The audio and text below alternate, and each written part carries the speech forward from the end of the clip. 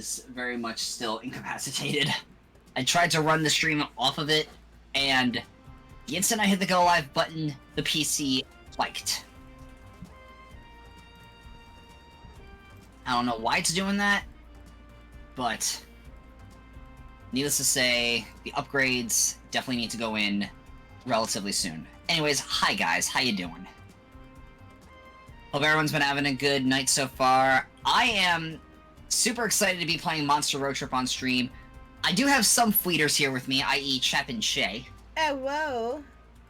I think Shay's the only one that's actually unmuted at the moment. Yes, because I'm also streaming. Oh, whoa. Yeah, you know what? Really quickly here, I want to... I'm pretty sure Chap does not have this game, but I want him in on this shit.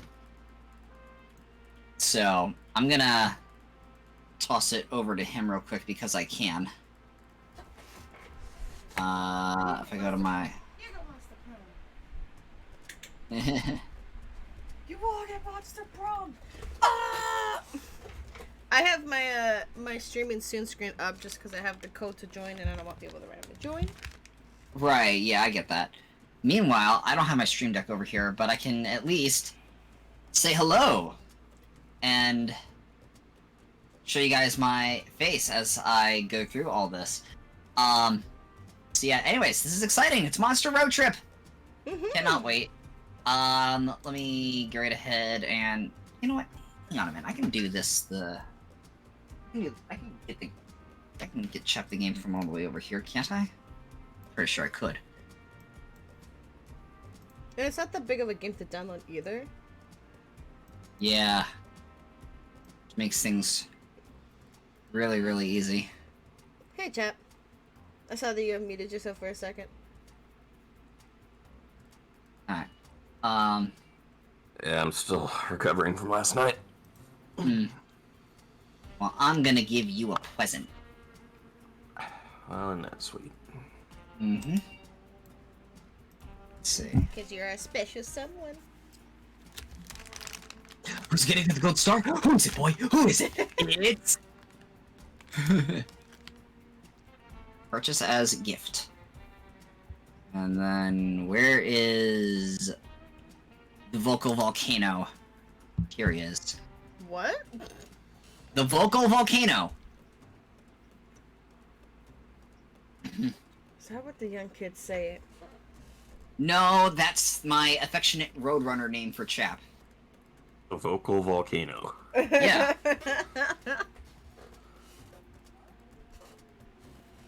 So. I mean, Grumble Volcano also works, because I do that a lot. What's my affectionate name in Roadrunners? You are the fiery feline. I know I'm the fiery feline, but I'm sure you call me other things that I don't hear on the recordings you hand me.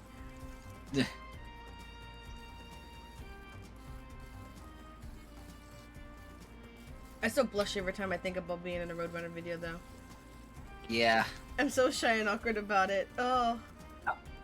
I've never been part of a group project. Yeah. Anyone? Shay is actually. Yeah, so if you see me in a Roadrunner video, just picture I'm going to be a blushing, shy mess because I am not used to doing, like, group YouTube stuff. Yeah, I know, right? But it's gonna be really fun to like see you along for all this stuff and all that. All my favorite moments is with me. No one knows. I let on to myself.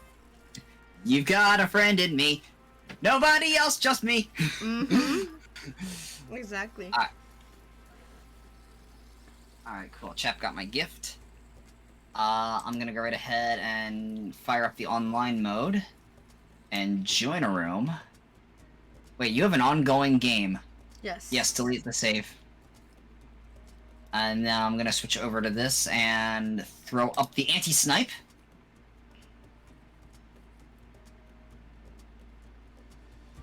So, I'm pretty sure I saw what you had typed in the thingy. Okay.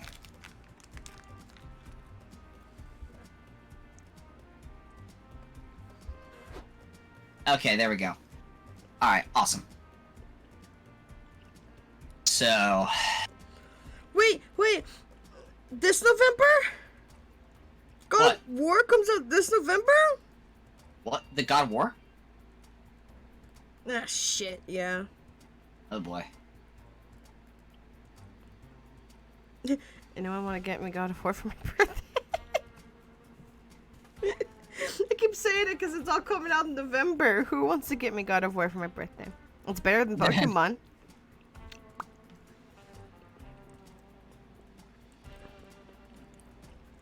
I'll cry tears of happiness. So I can stream and yell, BOY!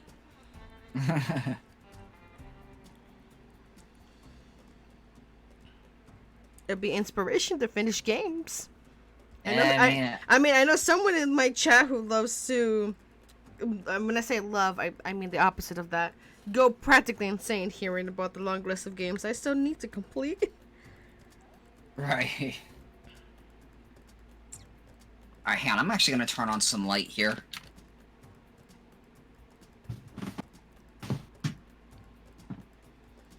There we go. That way you guys can see me at least a little better. I like how there's always an encoding issue, but it flashes at me. Like, it just picks up its top and goes, encoding issue, and then puts the top down and run. I want to try something. PB&J. No? Yep. Well, I have... Even though I can't stream off of my main rig, I can stream off of my laptop. But I do have the desktop bot actually running, so it's actually working at the moment. So, like, I could try to rake 20,000 leaves. There we go. So I just want to make sure that it actually works. Alright, I guess we're gonna wait for Chap to get in before I, Oh, wait a minute. Can I actually drop the anti-snipe and actually still cover the code? Because of my webcam thingy?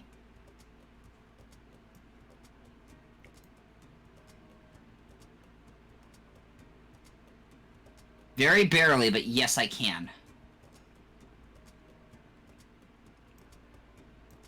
There we go. Yep. My webcam overlay's blocking the code! Hooray! Hooray, blocking! Alright.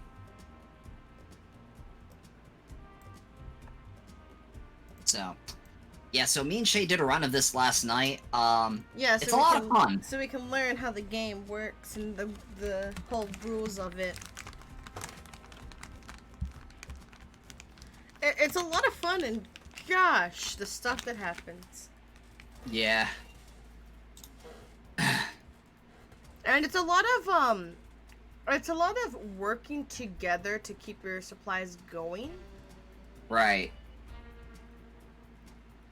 So. And like, yeah, it's just a lot of just maintaining, and the scores are primarily like whatever supply we get like the highest. We'll go more into detail when it starts, but yeah. Yeah.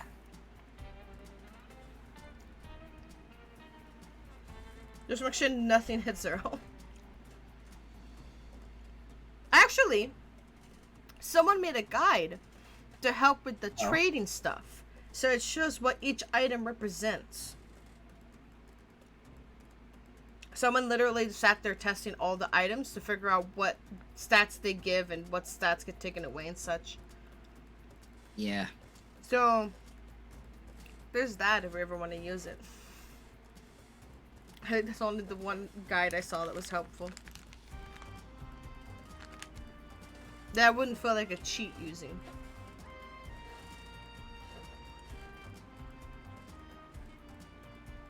I am curious to try Prank Master mode.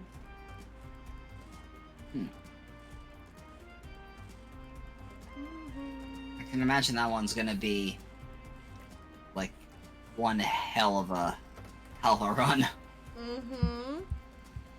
Because I know at some point during this week, me and Shay are gonna have like a Monster Prom date night. Yeah. Like I think we're we're gonna like be playing through like all the games in the series.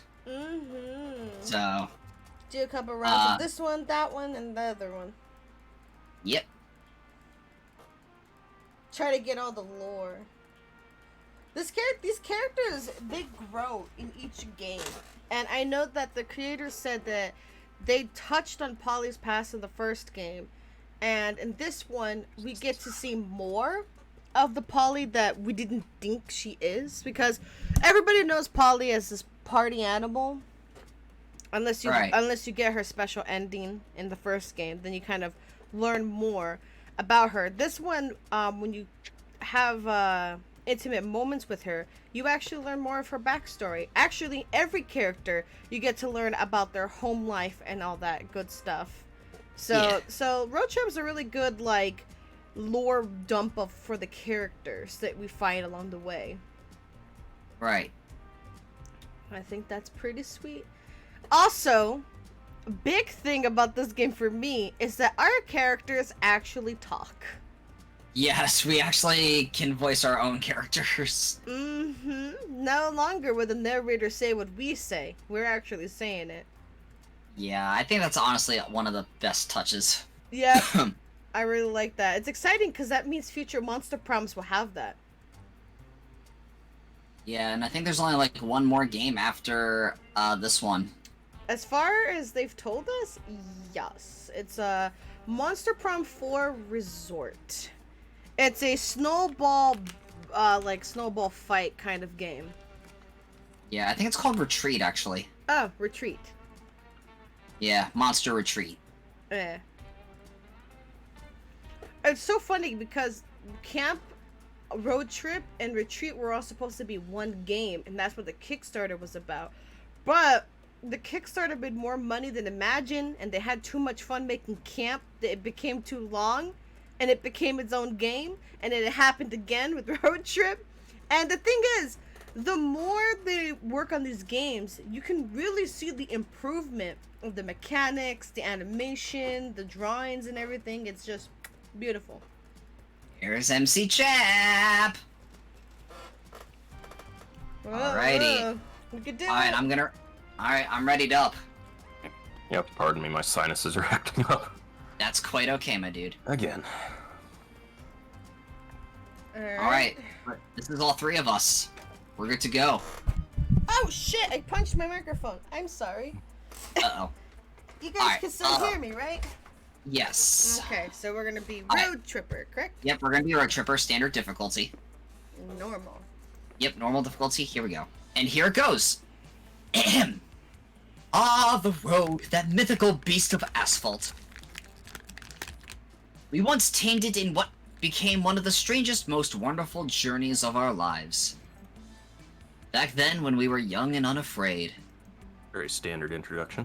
Yeah. Yes, summer was coming to an end when Polly and Scott planned a road trip. The whole thing was bound to go off rails. This was the Prankmasters, after all. With a Z. Scott Howell, 21, a werewolf athlete who compensated for his rather small brain with a stupidly huge heart. And Polly Geist, 22, a party ghost with an insatiable hunger for all the wrong things. Each of them were by themselves an agent of chaos. But together they were the perfect combo for hijinks to ensue. Who in their right mind would have agreed to join them on such a trip? Well, let's go ahead and get our characters. I have the DLC. Are you gonna play DLC? Well, I'll find out in a minute. But let's go ahead and get ourselves, Yeah. You're gonna be playing Zoe? Yeah. Figured you would.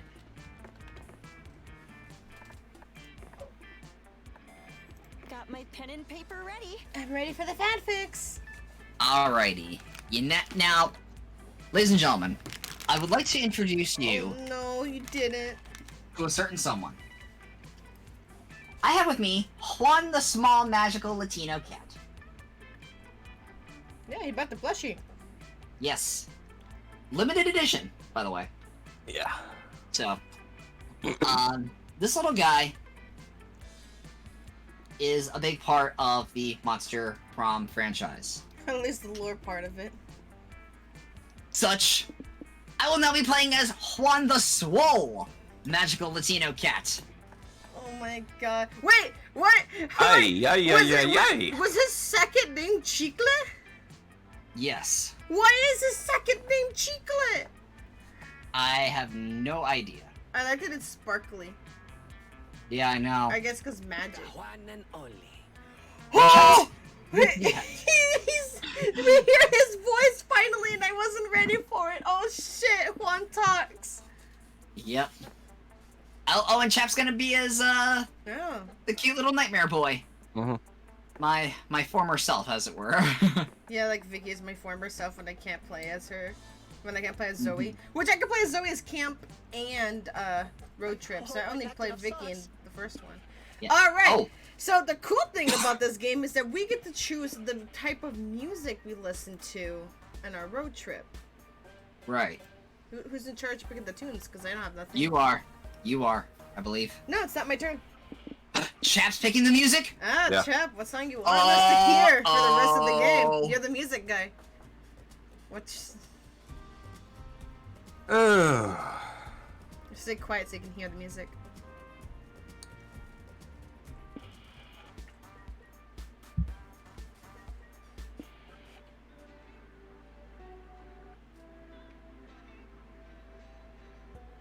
Jap, you idiot. You have the music turned off. Yeah.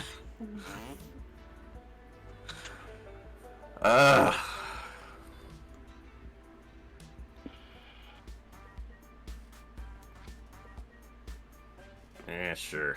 Alright. Look at Juan! Oh Oh my yeah, look at that. god! Holy shit! I don't think anything's gonna be taken seriously now. Not with Juan, like Jesus, like I'm pretty sure Zoe is like writing fanfics of Juan's weird swollenness out of nowhere. How does he fit Yeah. in the car? I don't know. Was the road trip a dangerous idea? Yes. Absolutely. Was it poorly planned? Yes. No doubt. Did we do it anyway? Fuck yes.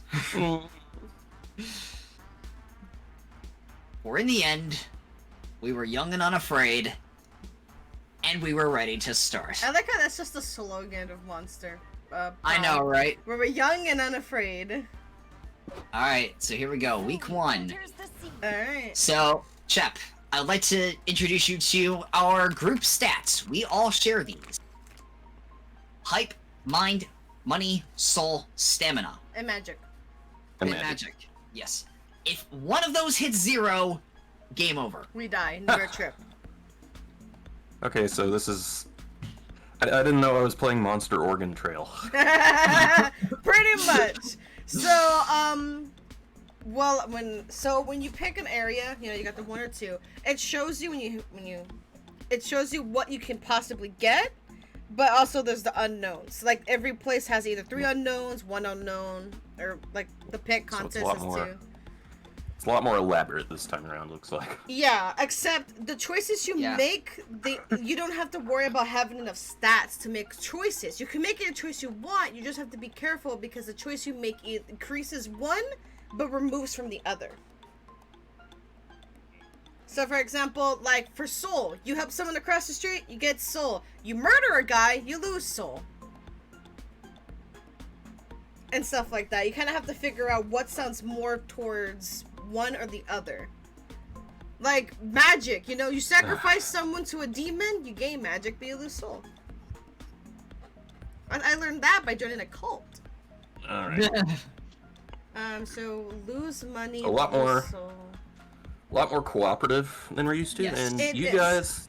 guys know how much Leaf and I love doing co-op together. Well, I mean, I think this one is gonna be a lot more on the, you know, well-rounded side, since in this case there's no need to rush. Yes, Yeah, we can sit this and isn't- take it such. This isn't keep talking and nobody explodes. Yeah. Or bomb core. Yeah, it's a very chill experience. And so, there's also this little map indicator underneath where our stats are. If you hit it, it shows us the destination endings. So we have to reach one of our each stat to 25 to get that ending. And the one that puts in more of that specific stat becomes the MVP. The one that does second would be like, you know, the cool guy. And the lamer is the one that puts in the least amount of points in that stat. So there's like Yeah. so everyone kind of gets their own ending, and you get an additional scene to your ending if you can romance a hitchhiker or Scott or Polly. Yeah. So there's a lot of stuff to be had here, but we're not gonna do much if we're just gonna sit in this car right here. Yeah. So where are we going? A pet contest or a desert foot? I kind of want to do pet contest because I wonder if we're gonna use Scott because he is a dog. Yeah. But he's not a Scotty. 69 bottles of beer on the wall, and I'm gonna drink them all. Sounds Alright, like go me. Alright, you're surrounded by pets of the highest pedigree, here to prove that they're the best of the domesticated animal kingdom. Oh my god, we did turn Scott into a wolf! But you've got a pretty impressive good boy of your own who is ready to compete. Scott could win this thing easy peasy. Might be his first and only chance to actually outsmart his competition. The only question that remains is what category you want to enter him in. So, obstacle course, looks, talent. Well, let's see. Well, if we pick the obstacle course, then we know we'll gain hype. But we don't know what we'll lose. And then... Correct. Talents we don't know. And then this symbol right here, let's see. So like the little symbol above the question mark on the category of looks, that means that you can either choose an option that gives you a little bit of resource and you lose a little bit, or a medium amount or a large amount, depending on the choice you pick. Yeah, and they'll tell you like the intensity of each choice too. Mm-hmm. But you never know because it's random what it is. I'm gonna do talents. I'm kind of no, but yeah, I'm gonna. We got the hype ending when we played the first time. We should probably go for something else. Well, I just wanted to see what happens with the hype part, but I was thinking talents after. Yeah. You're into Scott in the pet contest. He's very excited about it. Let's do it. This'll be fun. I just need to transform first. Polly, you still got that picture of a full moon? How does that work? How does that work? Nice. Oh, I've got a full moon, all right. Peep these cheeks. Of course. Polly moves you all with her bare butt. Oh shit! And that's... and it somehow worked? I think this is the first time we actually get to see his werewolf form. Holy shit. Yeah. What is the I know. package, though? I'm surprised his underwear Oh yeah, stayed on. he's packing it. Yeah! Whoa, that really worked. I was messing around. The magic rules of this world make no sense. It really does not. Hey, Scott, I didn't know I'd be facing you in this pit contest today. Meet my little bundle of joy, Astaroth. Dahlia's little bundle of joy could eat you whole. Smells like burning sulfur and looks like something you shouldn't feed after midnight. Oh my god. I know we're friends, but for the duration of this contest, I hereby decree that you and Astaroth are mortal enemies. Have fun losing. The talent contest begins. The first contestant is a fluffy house cat who wows the judges by shaking hands with them on command. Dahlia's turn, bitches! Okay, Astaroth, just like we practiced. Dahlia's pet commits murder on command! The audience applauds. Oh. Okay, we gotta wow these snooty judges if we want to win. Well, Scott, what are your talents? Woof, woof, woof. Eating and killing! Even can do both at the same time. That's a good talent. Oh shit, Dahlia's pet already cornered the market on eating and killing at the same time. What are we gonna do? Will Scott is underselling himself. There's gotta be a talented boy out of that furred fags. You suggest? Shake hands with a corrupt politician as Wolf Scott closes a shady deal of mutual benefit. To win this talent show, you must go all in. Produce the rock opera about sports that Scott has been writing. It's showtime. Okay, so I think one is money and one is soul. I feel like the top one will probably gain money but lose soul. Yeah, and then the bottom one, I feel like We probably get hype but lose stamina. you think because if we're gonna do a rock opera, it might cost money. That is true.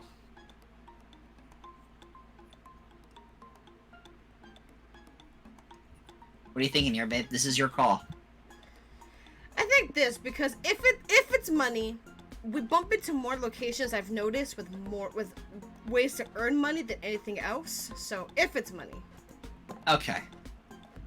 My rock opera about sports. What? What? You guys want to do my rock opera? You didn't know Scott would be so shocked by this that he transformed back into himself. But frick it, you still want to do it. I'm in too. You've been working for ages on that rock opera script, Scott. Now's the perfect time to introduce your musical genius to the world. Thanks, Polly. Aw, thanks, bros. This really means a lot to me. Let's do this. Scott and Polly get into costume. You set up some lighting and practical effects, and it's time for the opening number. Oh my god! Balls! Balls, balls, balls, balls! I love balls! Balls are so neat! Balls are so cool! They're in every awesome sport, from football to pool! Hey, You can kick them, you can throw them, you can really do it all! My name's Scott, and I love balls! Truly. What a... Woo! Stop there, ball lover. 'Tis I, the evil chess. I'm here to ruin sports with my complicatedness. What the shit? But chess isn't a sport, it's not a sport at all! I'll defeat you, evil logic game, in a battle of the balls! What is... This is an amazing rock opera that Scott has written. The next 2.5 hours are filled with emotional rock ballads, sick guitar riffs, and Scott dressing up as 20 different balls. Who knew there were so many? Sports end up defeating chess in a high-stake dodgeball match. Chess strategy and predictable movement patterns are no match for a red rubber ball to the face. Yo, what's up, Mikey? And now I am victorious because sports are so glorious! But maybe the greatest sport today... Was the friends we made along the way. Watch this, I'm a good guy now. Yeah, balls to the face can really change the character arc.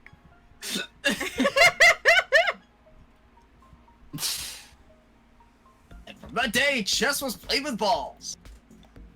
How would you keep it in place? I guess you have to put like a little indent in the chessboard. Bravo! Bravo! The judge cheered, reaping and throwing you flowers. You win the competition! Go team! Hooray! I'd like to thank my friends for supporting me, the costume store for stocking their ball costumes in a child's XXXXL, and above all, sports for being fun. What? What the frick? Why does a child need that kind of size? This is dumb! Why did Weirdo Scott win? He's not even a pet! Shush! The judge yelled. Don't talk over the winning pet's acceptance speech! The awards got the cash prize. Sadly, the high production value of the rock opera still makes you lose 2 money, but at least you had some hype fun. Cats can't Alright. normally drive, cool. but I am no Alright, normal well. cat. Why does freaking Juan sound like he's trying to impersonate the Zardo? I don't know. I am A used- Hispanic. A used car dealership, Miles of Smiles, or a regular old motel. Also, hi, Mikey. What's up, Mikey? How you doing? Let's go to the car dealership. Why? We already have a car. When you're on a road trip, you can never have enough cars. Actually, one is more than enough, Scott. Okay, you're alert to the dealership, mesmerized by the inflatable air dancers and bombastic signs full of exclamation points such as, buy today! I don't even know why you're here. You don't need a new car, but such is the power of eye-catching marketing. Big sale!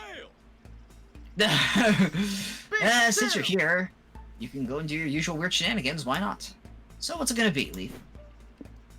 I could sell some cars, could dance with the air dancers, but I'll lose stamina for that. Go on a The joyride. joyride sounds like hype. Yeah. I do want to try to make back some money. You got no notification again? Well, the... Oh, my thing didn't go off either. Oh, yeah, it did. Yeah. Is the game music muted? No. No. No, I hear it. In your Oh, stream. that's loud and clear. Alright, anyway, I'm gonna sell some cars. As you and your friends are browsing the assorted cars...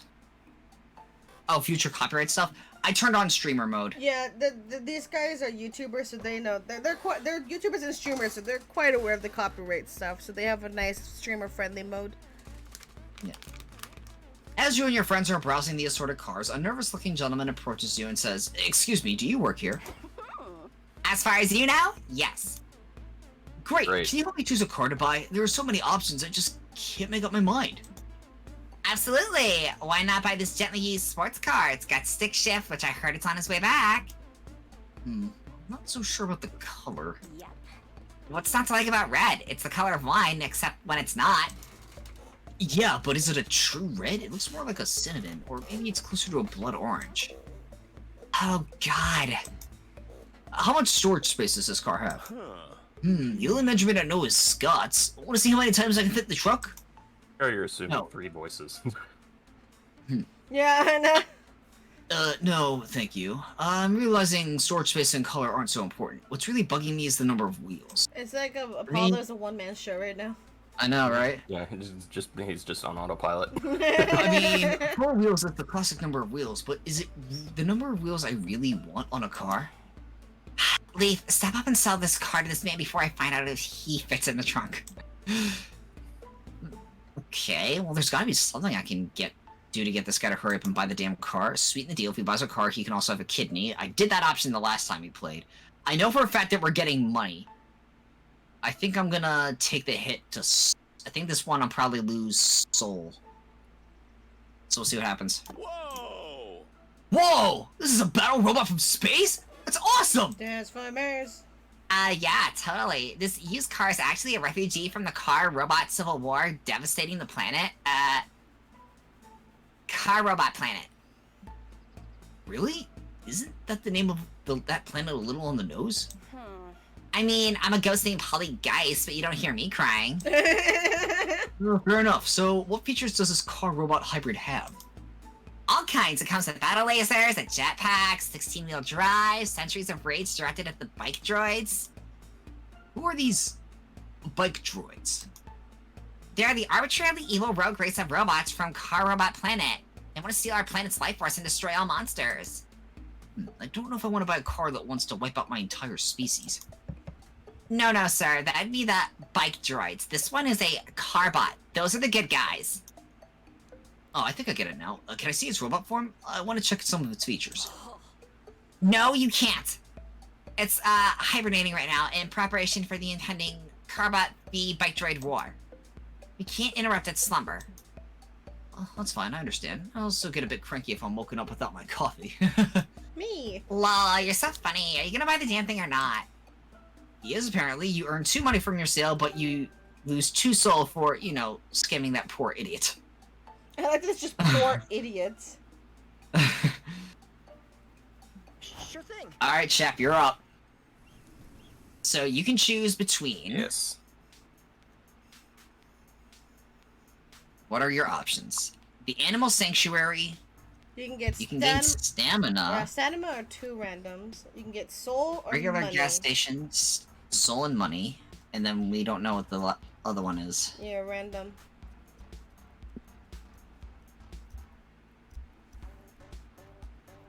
If I can get soul, I can certainly have some wiggle room if I take damage on the others. Yeah, This it is early. It's only the first week. Yeah. is gonna take a while. The game takes as long as it takes us to get one of the stats to 25. Oh yeah. Yep, We're gonna be up all night. to get lucky. All right. You feeling lucky, buddy? Well, for those of you who are waiting to listen to me, sorry we kept you waiting. Polly, listen! Wouldn't it be funny if they call it Fart Station? Yes. Alright, chap, go for it. Gas stations are overpriced, full of pollutants, and their dirty bathrooms seem to invent new diseases every day. Too real. But they're a necessary evil if you want to make your car or move. Kitty, Welcome to the hello. road trip life. So, what do you do? Geeky, hi. Going. Use the restroom, go to the shop, fill the car's tank. Okay. What do you want to go for? So restroom gives you soul. Shop is You would Money. gain money, and then Fine. the bottom one is a gamble of like if you want a small, medium, or large kind of random boost and decrease. Boost. Yeah. We don't know how it works if you go full max because we've never really done it. So Yeah. We never went balls deep. yeah.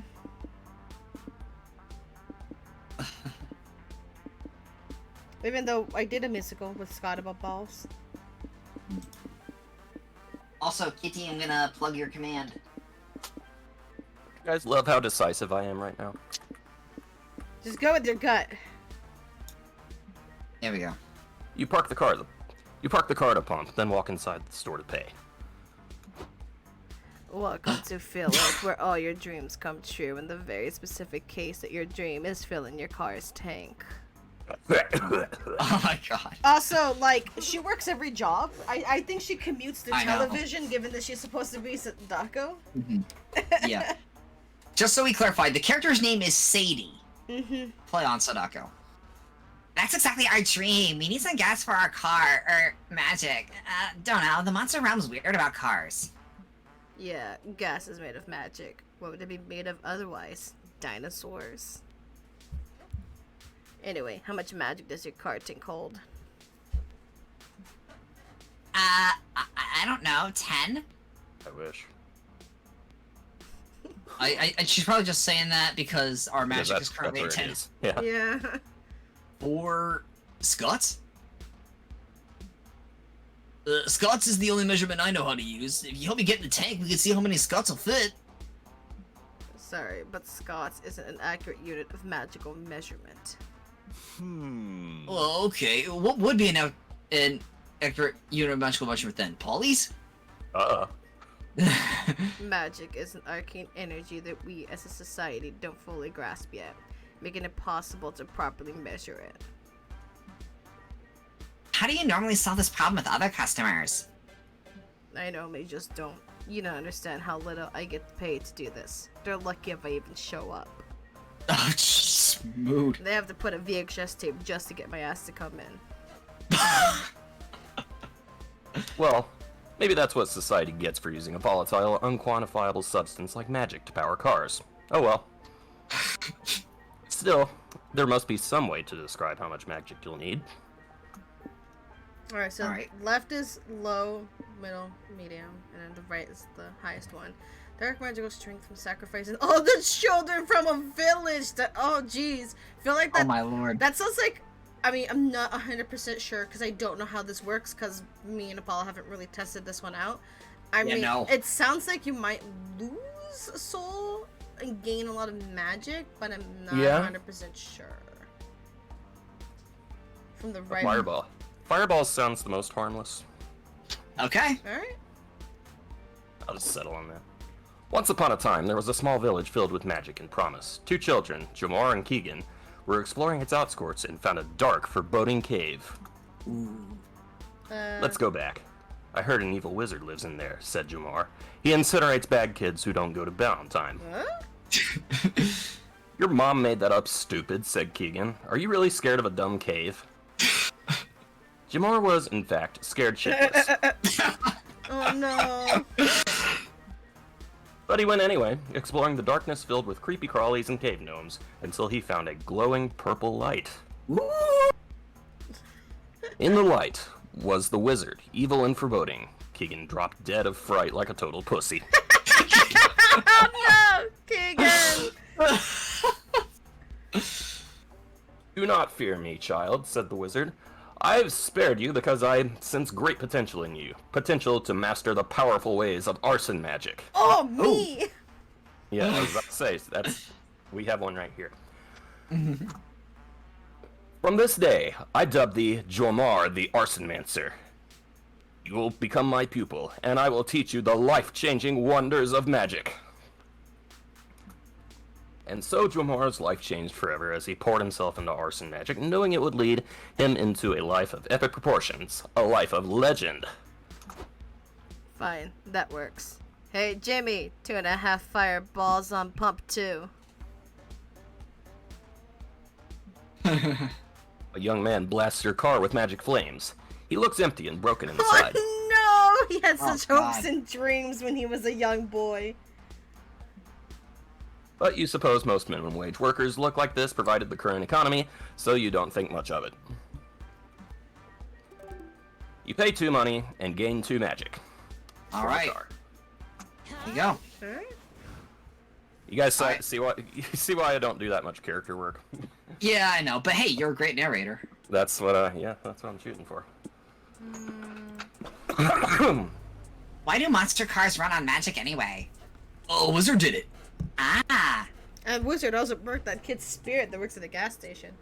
Where do you stay when you're too cheap for a real hotel but too fussy for a regular motel? Here, apparently. Ooh la la. This place is full of class, charm, and poise. 3 things you've already lacked. Which means tonight is the perfect night to cosplay as a rich, fancy person. What do you do?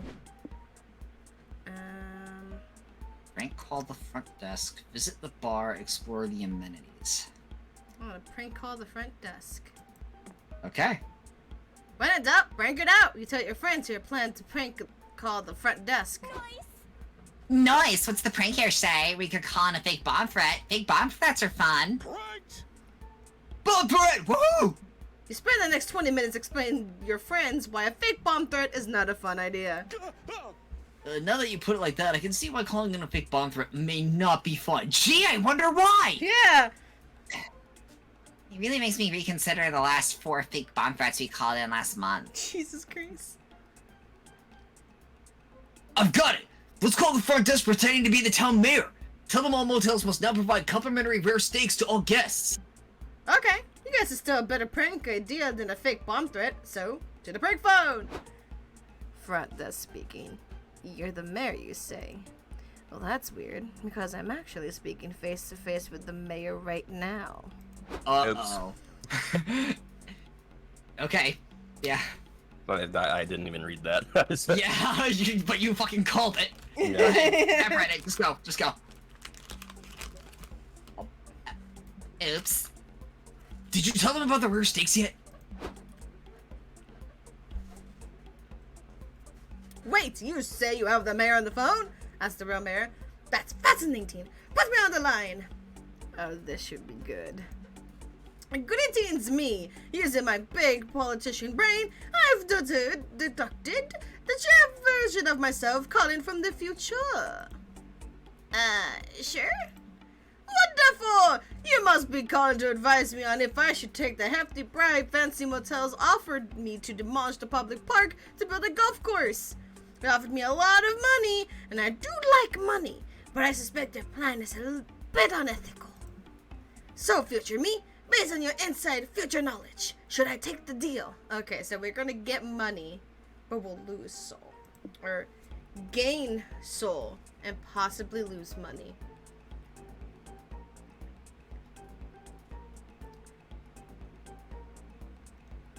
Truth they don't in the future, you get very obsessed with launching your own shampoo brand. Sorry to say this, but shampoo trumps ethics. Don't do it. In the future, scientists have discovered karma is very real, and we need sweet karma points if we want to fulfill our dream of reincarnating into a robo-dinosaur. Well, given the fact that we have 8 on 8 on both money and soul, and I feel like either choice is going to affect that.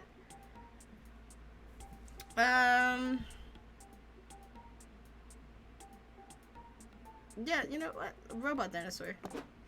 A week later, the mayor sends a letter to your car. No idea how he managed to address a letter to your car, or why they knew that would work, but just roll with it. Dear me, I wanted to thank you for your amazing advice the other day. The bribe money fancy motels was offering would have been nice, but it turns out they were really evil. Not only were they underpaying their employees and sacrificing 5 random guests to an eldritch motel god every Sunday. Oh, that's funny. That's actually a thing that happens in the event. Mm-hmm. But I learned they weren't even disposing of the bodies afterwards in an eco-friendly way. The horror! It's a good thing I didn't get tangled up in that. I bet we got so many karma points so it's being reincarnated as a robo-dinosaur. I've been working hard, racking up more karma. I even helped an old lady get into a taxi this morning. She was so senile, she said she didn't even want to get in the taxi. Silly old bud. It's a good thing I was there to assist. You just shoved a random old lady in a taxi?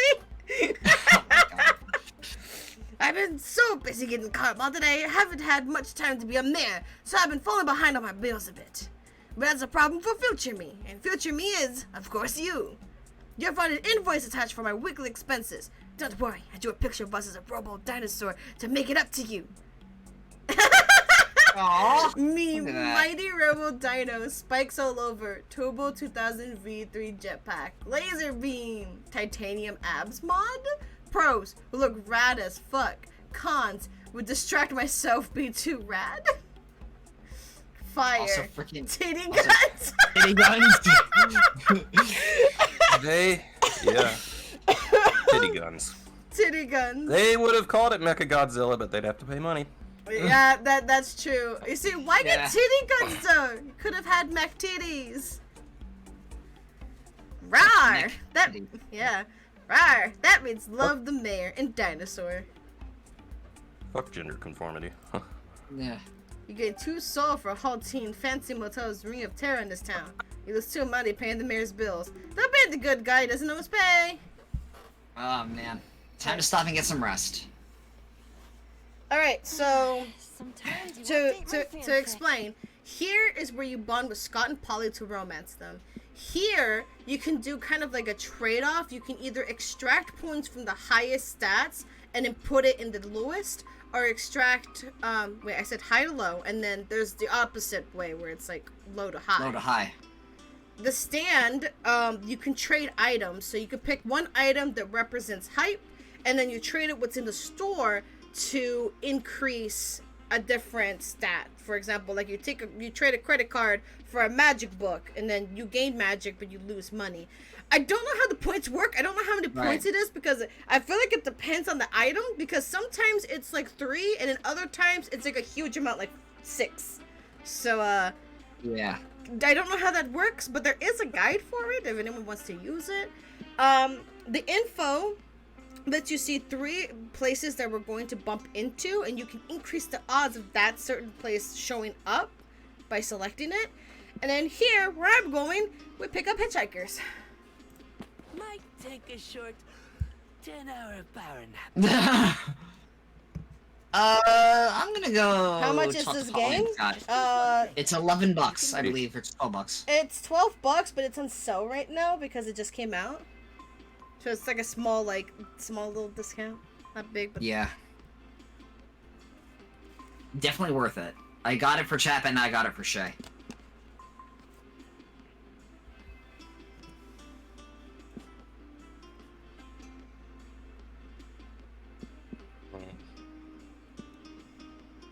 So, what do you think? Do you want to try to plan our route ahead a little bit, Chap, or do you want to... mess around with our stats. I don't know.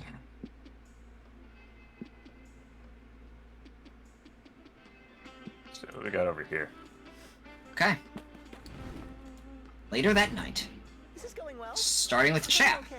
Plan your route. So, these are the 3 Places. possibilities. Yeah, so we got Yes. so we've got one that gives 2 magic and money. We have the national park that is random, takes stamina, takes mind. Yeah. The Mirage takes mind, but 2, and then there's 2 randos. Well, that's certainly not going to be beneficial, is it?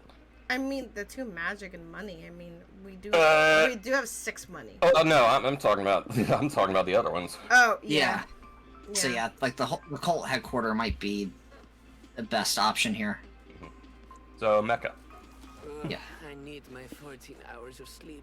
Oh Jesus, we're gonna see a buff ass Juan flirting with Scott or Polly. All right, let's go for Polly. Let's talk about. Oh yeah. Oh yeah. Ooh, hold on. Screenshot that. That is memeable. Oh Jesus, that is delicious. Yeah, I bet. Why does he look like that? I need the lore. Let's see. Yes, after parties kick serious ass. The sun starts rising, and then all of us creatures of the night start looking for a haven. You're super drunk, or high, or neither, or both, wandering directionlessly in search of an after party. How did you find one, though? There's no trick to it. You either know someone who has a place, or you just go with the flow. I like that Juan looks like he doesn't give a shit when he's looking at his nails. He's like, how did they grow this hand? I know. Like, literally, once I was walking after leaving a nightclub, it was like 6 a.m., and I was quite drunk, not paying much attention to anything but what I had in front of me. Suddenly, a random door opened. Nothing that strange, just some people that were in front of me entering their house, and so I did too. I had no plan, I just saw a door open and assumed I was going there too, not realizing I didn't know any of these people. It happened to be an after party. When they realized I was sort of a party stowaway, they just welcomed me. No way. Imagine that. Of course, what I did was dumb as fuck. Entering random houses should always be a no-no.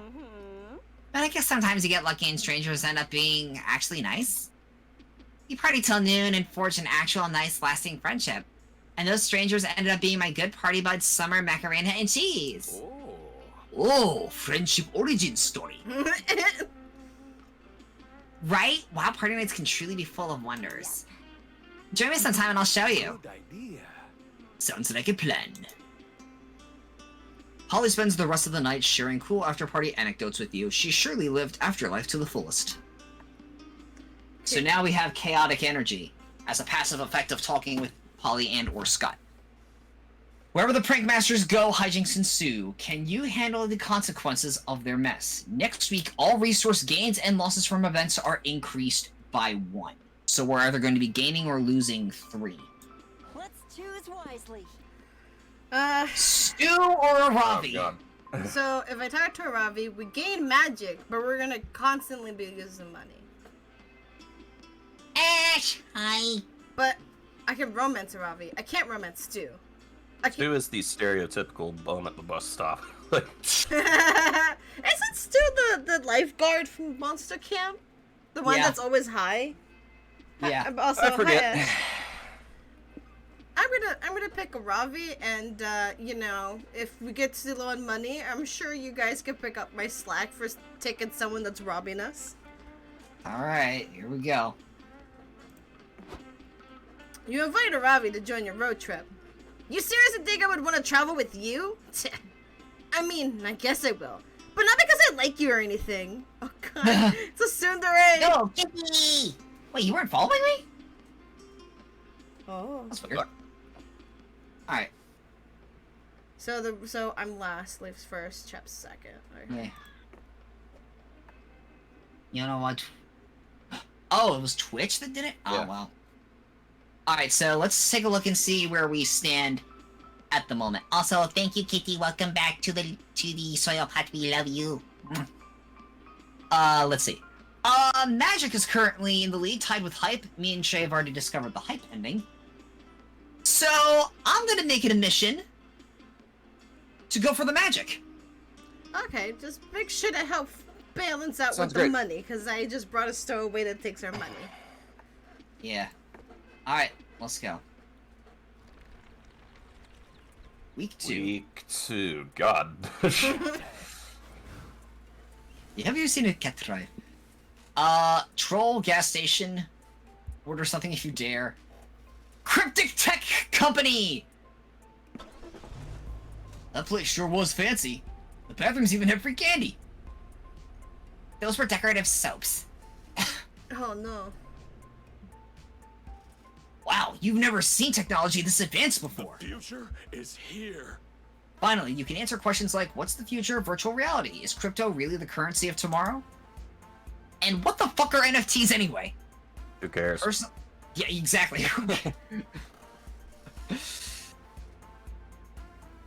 Alright. Juan is going to attempt to rest on my shoulder as I play this game. This works. Does it? There's so much to see, but only so much time. You want to check out True AI, the metaverse, the algorithm. True AI. You walk into a room full of elegant people. There's a pianist, waiter serving sushi, and some engineers taking notes at fellow. Ah, yes, says one engineer. Welcome to the showcase of our latest invention, an AI that can pass for a regular monster. We're actually doing a publicity stunt right now. There's one robot in the room with us. If you can correctly guess who it is, you'll win a cash prize. Calculator Hewlett-Packard version 1.2. That's what I was gonna say. Calculator has to be in here. Whoa, that's crazy! Polly, are you the robot? I don't think so. I can dance a mean robot, but that doesn't mean I am one. What about you, Scott? Are you the robot? Oh no, can a robot be a good boy? If it was programmed that way, sure. Really? Then maybe I am the robot! I can't believe I have to say this, but no, Scott isn't the robot. How do you know that, Leaf? Are you the robot? No, none of you are the robot, obviously! Sounds like something a robot would say. I'll let it go for now, but you're on thin fucking ice. What the shit?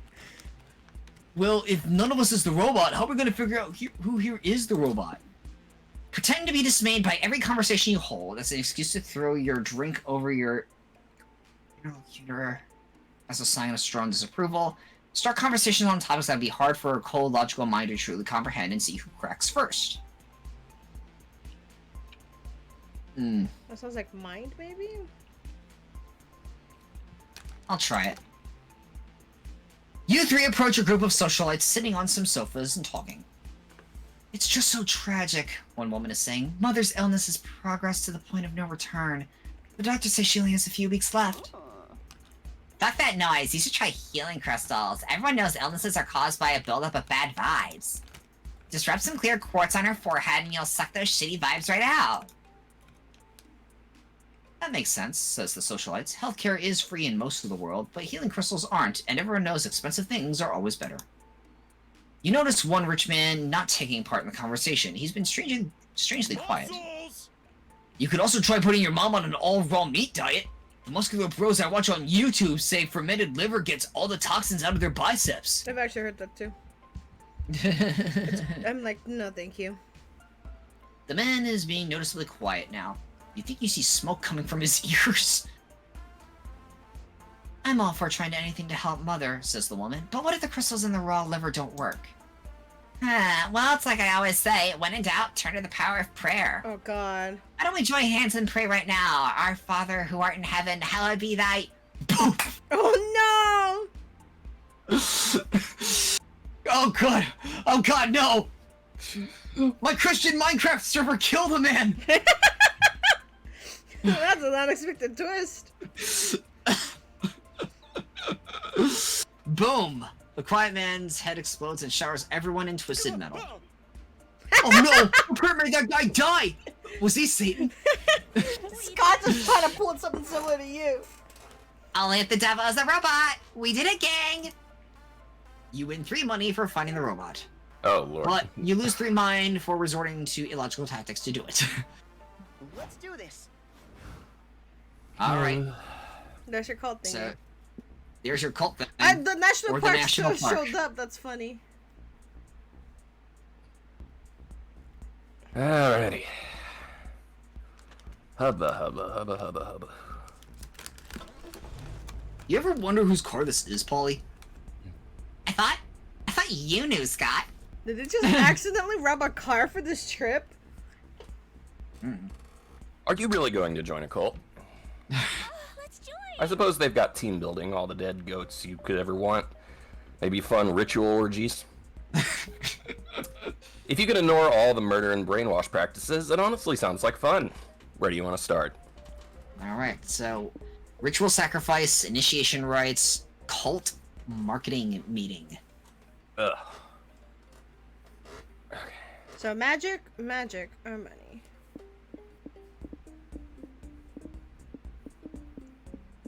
Right now, magic and hype is our highest, and could try going for the magic ending. We've got 2 chances here. Yeah.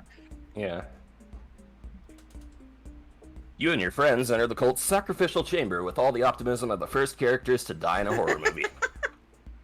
Polly, listen. Check out this holy pamphlet! The ritual sacrifices are completed to please Mothra, the deity of sacred secrecy and darkness. Completing the sacrifice will give Mothra's worshippers a taste of its exclusive magical powers. Cool! We can save in some of that magic into the car afterwards! Party time. Hell yeah, I love a good old ritual sacrifice. Let's kill some goats and have a big kinky orgy in the pool of their blood. It is kinky. Hold. Go ahead. Okay. Hold your horses, eager acolytes. You cannot simply wander into Mothra's sacred halls and throw yourselves into a goat blood orgy right away. No, why? Why not? Because that's not what being an occult is about. So many new cultists only care about the orgies, without understanding their ceremonial implications. This is amazing. Wait, there are ceremonial implications to this? I thought we all just like to fuck goats.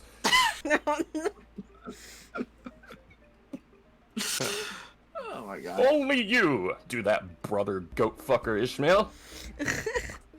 That's exactly why nobody wants to grind on you at blood orgies anymore. That's a funny ass image, though. Anyway, we now have a proper sacrifice tier list that new cultists must complete in the correct order. It helps us weed out those who aren't truly committed, like those sacrilegious bastards that put their careers and loved ones above our dark cult. Fine, we'll do it your way. This tier list says we first have to sacrifice something of great personal value. Chad, what do you suggest?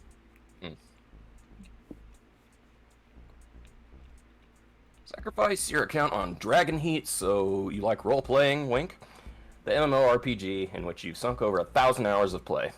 Or, sacrifice 8 of the 22 subscriptions to interesting newsletters you may or may not ever read anyway. I think that one was mind. You lose mind. Yeah, but we're gaining magic no matter what. Yeah, I know the bottom one is mind because that was the choice we picked before. Don't know what the top one is. That's a gamble. Yeah, Alright, let's do this. Yeah, because it's 3, so our mind would be really low if we do that. Yes, let's see what this does. Wouldn't it be 4? 3. 3. Oh, shit. Egad! That truly is an enormous commitment you're giving up. More than 1,000 hours. Yep, Chap spent almost a lifetime on Dragon's Heat's massive multiplayer orgy-filled racy penetration game. Clockwork will be so pleased with this sacrifice. Our cult has actually lost several members to addictive MMORPGs. Oh, Jesus. Well done. So has society. They're such an all-consuming time sink, one would think MMORPGs are a cult themselves. Feels like that sometimes when you're playing them. Yeah, you did get invited to do a lot of dragon cock worship on... I can't remember what that stands for, so that checks out. Dragon hearts, layers. Dragon. So you like role-playing, wink? Yeah. Yes. See, you knew what it meant. Let the sacrifice commence! Delete your account, chap, and feel the power of the sacred secrecy coursing through your veins. Try saying that 3 times. You'll miss having lewd adventures as Jizter of the Kingdom 6669. But now you'll get to have a night of unspeakable cultish pleasure in the real world. You delete your account and participate in the ritual, gaining +3 magic. Meanwhile, at the Dragonheart headquarters, executives are freaking out over the loss of your account. Oh god. Damn, that's another long-time player loss, the CEO cries. For the Dragon Cock's not enough. What did he list as his reason for leaving? Looks like he listed joined a cult as his reasoning, sir. Fuck! Then not another... is gone. Our recruitment numbers are getting dangerously low this month. Yes, sir, we're aware that the god of utter abandonment, whom we all worship, is displeased that so many are leaving their digital lives for the despised physical realm. I like the plot What do we twist do? of it Frets actually the being a CEO. cult. What do we do? Frets the CEO. Should we sacrifice another goat and have a blood orgy? They do, but it's not enough to forgive them for losing your account. It confiscates 3 hype from you all as punishment. I like the fact that Chap does what I do when you can't pronounce something. Boing. Like random sound effects. I know, right? Amble flamble and the... Yeah. That is really good.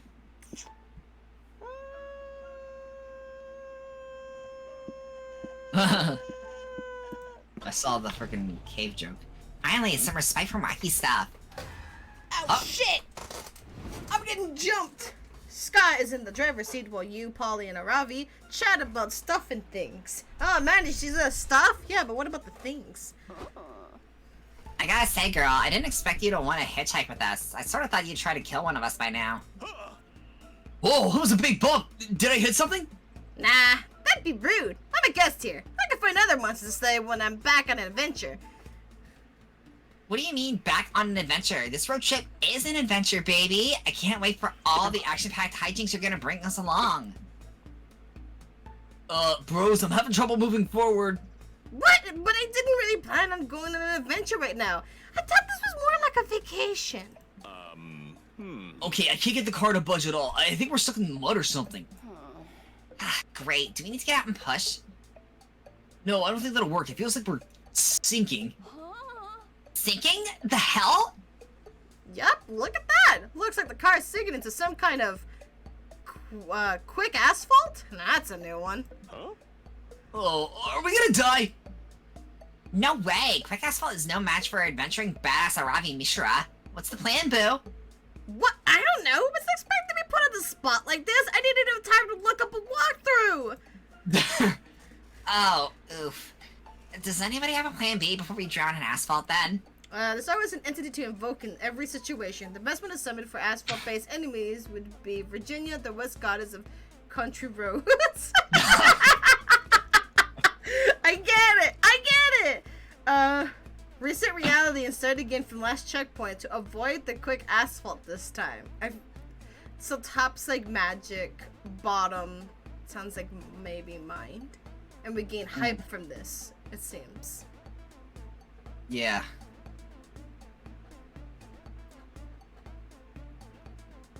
And it's gonna be 3. I might have to sacrifice her magic just to be safe because I don't want our mind to get too low if the bottom one is a mind thing. Yeah! An invocation would work. We just gotta know the summoning chant. Country roads, take me home. DMCA. Yeah, to the DMCA I belong. Oh God. West Virginia, Mountain Mama. Literally DMCA. Take me home, country roads. You repeat the chant ad nauseum to your car, and your 2 magic sinking lower and lower. Only 2? Okay. Not bad. Until finally, with a blast of warm sunshine, peach cobbler, and southern hospitality, Virginia, the West Goddess appears. Well, bless your hearts. Virginia says. How did y'all get stuck in that quick asphalt? Ain't you seen it coming from a mile away? Let me guard it for 1 second. Can you please just get us out of here, ma'am? I'm fixing to. You know, this wouldn't have happened back in the day. We didn't have asphalt. Asphalt, just old, reliable dirt roads and friends walking on them. Walking among homes where the buffalo roamed and the deer and the antelope would play. Well, listen to me gabbing on. I could talk till the cows come home. Let me fix you up right quick. Virginia touches the quick asphalt, transforms into a bunch of dandelion seeds, and blows away on a sweet westerly wind, allowing you to drive through. Yes, we made it! That got my fucking blood pumping! What's our next quest, Ravi? Also, before we go on, let me just give a big shout out to Chat for doing that amazing southern voice, because he's totally from that area, and we couldn't do it without him. We love you, Chat! It's my native tongue. Yeah. I wasn't expecting it. It was glorious. I have a smile on my face from that. Which is honestly what I need. This is why I need a vacation. Aravi could be sour if she wants, but you had fun. You gained 2 hype from your taste of true adventure, and just, you know, singing a great chant. Yeah. And now I'm going into a cave. My journey isn't done. My turn is so long. What could be inside this dank, dark cave? Shiny. Oh God, what was that hand coming out of the cave? Golden jewels, an abandoned mineshaft, dinosaur bones, an ancient civilization that is yet to be discovered? I mean, all those things are hella unlikely. It's almost definitely just a bunch of bats and rocks in there. But you won't know that for sure until you explore the cave. What are you gonna do here? You're gonna play Spelunky. Yeah, right? We could play Spelunky. It could, but I don't know what's gonna happen if we do. Should I go for it? Oh. Fuck it. Do it. Do it. Alright. Do it. That's peer pressure right there. Woohoo! Time to explore a dark cave with your best friends. What could be better? So we're just visiting a random cave? Why? You guys know we don't have to stop at everything we see on the road, right? Polly, listen. Sure, Polly. Exploring a cave will be fun. It'll be full of new smells and tight spaces to get stuck in. You meet a strange old man at the cave's entrance. Beware venturing too deep into the cave, he says hoarsely. If you value your lives. Mhm. Ooh, this just got interesting. What's in the cave? Curses? Serial killers? Cursed serial killers? Jerry? No, says the old man. It's just a really deep cave, and you kids couldn't have enough provisions or hiking gear for this. Always log responsibly. Lame. So, all that awaits us in there is a lot of walking? Pass. Since you're here, old man, do you know a good place to get a drink after we ditch this boring cave? We can't ditch the cave yet. Don't you want to explore and see where it leads? It's such a cool mystery. How is that a mystery? It's a cave. It'll just lead to another exit, or a dead end, maybe. You know where it probably won't lead? A bar, which is all I care about finding right now. You said probably. That means there's still a chance of finding a bar in the cave, and that's a chance we should take. It's like Coach always says. You're great. Oh, wait, that's the coach's father. Remember, kids, everything point or not taken is another night you spend crying in a bowl of cereal wondering where it all went wrong. Huh? Coach said that? Is he okay? Yo, I mean, with who his father is and how he's a health nut, I don't think he is. Who cares? Can we worry about Coach after we explore this cave? Ah, fine, I'll do it. Just tell me how long this will take so I can plan my boredom accordingly. This is a simple thing, just explore until you lose phone signal. You can risk your life, but you can't risk your access to funny memes. Keep walking until Polly admits it was a fun idea. Start walking and refuse to stop until someone serves you drinks in this freaking cave. You aren't leaving without a proper drink. Oh boy. So this is gonna be stamina. I just had the tiger mention a bowl of cereal earlier. Yeah. Yeah, So, his father is Tony the Tiger. Yeah, had to be Yeah. on purpose. Alright, so... Well, it's according to the lore, his dad is Tony the Tiger. Well, I just forgot about that. I haven't played this in only, what, 4 months?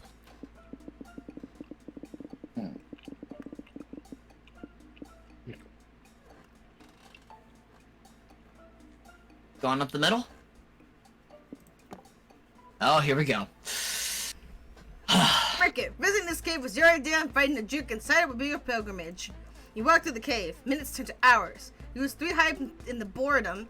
Lose track of your steps. Lose track of time. The sun, the earth, your happiness, they all become distant memories. Is this dark, endless cave just a prison of your own mind? Is the drink you're looking for just your subconscious metaphor for the intangible happiness you chase but never find?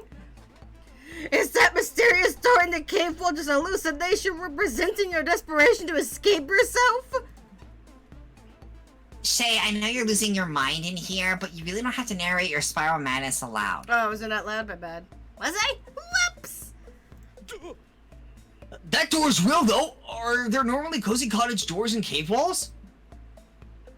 Not as far as I know. Now you're curious. You open the door to find a perfectly normal kitchen. A perfectly normal man enters the kitchen. Oh, hello, strangers, he says. Did you enter through the mysterious door? I guess we did. Are we still in the cave? That's a serial killer. Cave? No, you're in my house on 336 Tulip Lane. That is wild. Why does your house have a door that leads into a random cave? No idea. My wife and I never knew there was a cave back there. We just knew the door led to a dark, creepy corridor. We never explored the corridor because that seemed like something the first dumbass to die in a horror movie would do. Yeah, fair enough. Honey, I'm home from work, a woman says as she walks into the kitchen. Oh, who are these people? They came from the dark corridor behind the mysterious door, the man explained cheerfully. Oh, how nice. Did it lead to hell? No, it's just a cave back there. Good to know. What do you cave strangers want to join my husband and I for dinner? He's making baked ziti. Zatitty.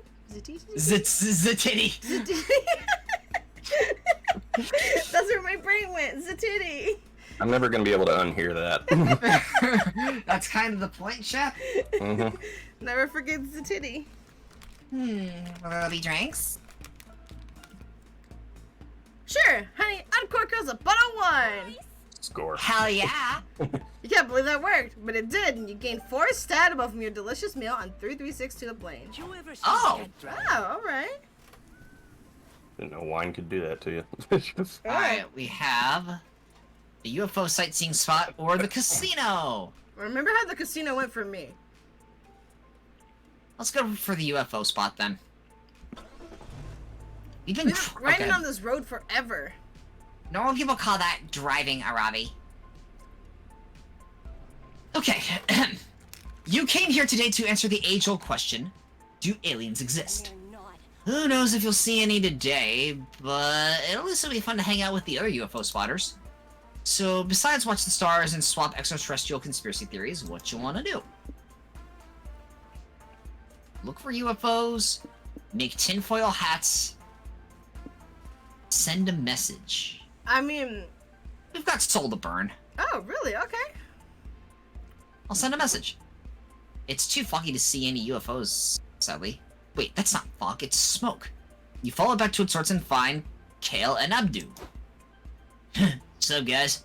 Want to help us send a message to some aliens? I'll send a message to whoever you want if I can bum a head off that pipe. What do you want the message to say? We don't know yet. Good.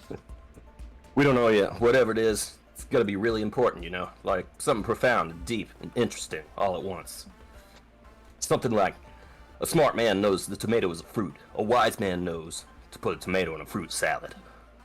Holy shit, that is wise. If you guys want to send the aliens a message and get one back, maybe instead of being philosophical, the message should be really eye-catching. Yeah, something like, these stoners sent a message to aliens and you'll never believe what happened next. Yo, dog, what happened next? That's for us to decide, bro. It all depends on the message. Fuck, you're blowing my mind right now. The future is ours to shape. You guys obviously know what you're doing. Leaf, got any ideas for an attention-grabbing message to send the aliens? Wait, hold on. I'll be right back. Hold on. Okay. Are you still doing crop circles? These tutorials will teach you more artistic ways to deface Earth's dumb, non-gaseous surface. Subscribe now. That sounds like a money ploy. 8 cool Earthlings you must have abducted at least once in your life. Number 6 will shock you. Alright, we're gonna go with this one. I like it, but I'm not sure if I know that many objectively cool people. That's okay, you're so hip and cool that you can easily name a few other cool people. Cool Josh for starters.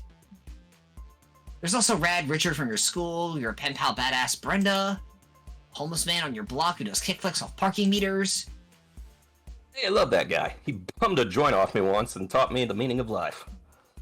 It means the quality that distinguishes a vital and functional being from a dead body. Whoa. Whoa, deep. That all sounds good, but by my calculations, we're still 4, 3, 7. Wait, what happened? What'd I miss?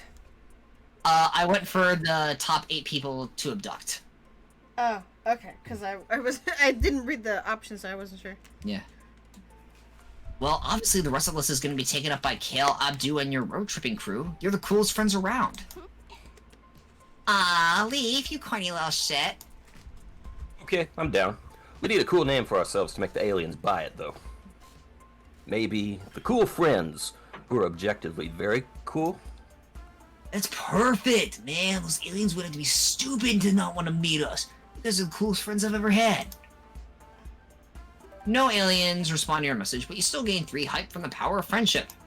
However, you do lose 3 souls for employing clickbait tactics to get your message across. Time to stop and get some rest. Might take a short 10-hour Alright, time. I called dibs on the bus stop because I gotta talk to Ravi. I'm gonna try to romance. I'm gonna let Chap handle the resources here.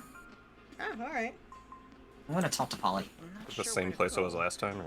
Yeah, Oh, no. well, it depends on what you want to do. If you want to go to the noodle stand and trade items around to change our stats, or the car, where you take points from the highest to the lowest, or the lowest to the highest. I don't know if I said that to the... We could spare a point of stamina to get some mind back. Oh, is that where we trade the... That's where we trade items. The car is the one where it's like one-on-one. Okay.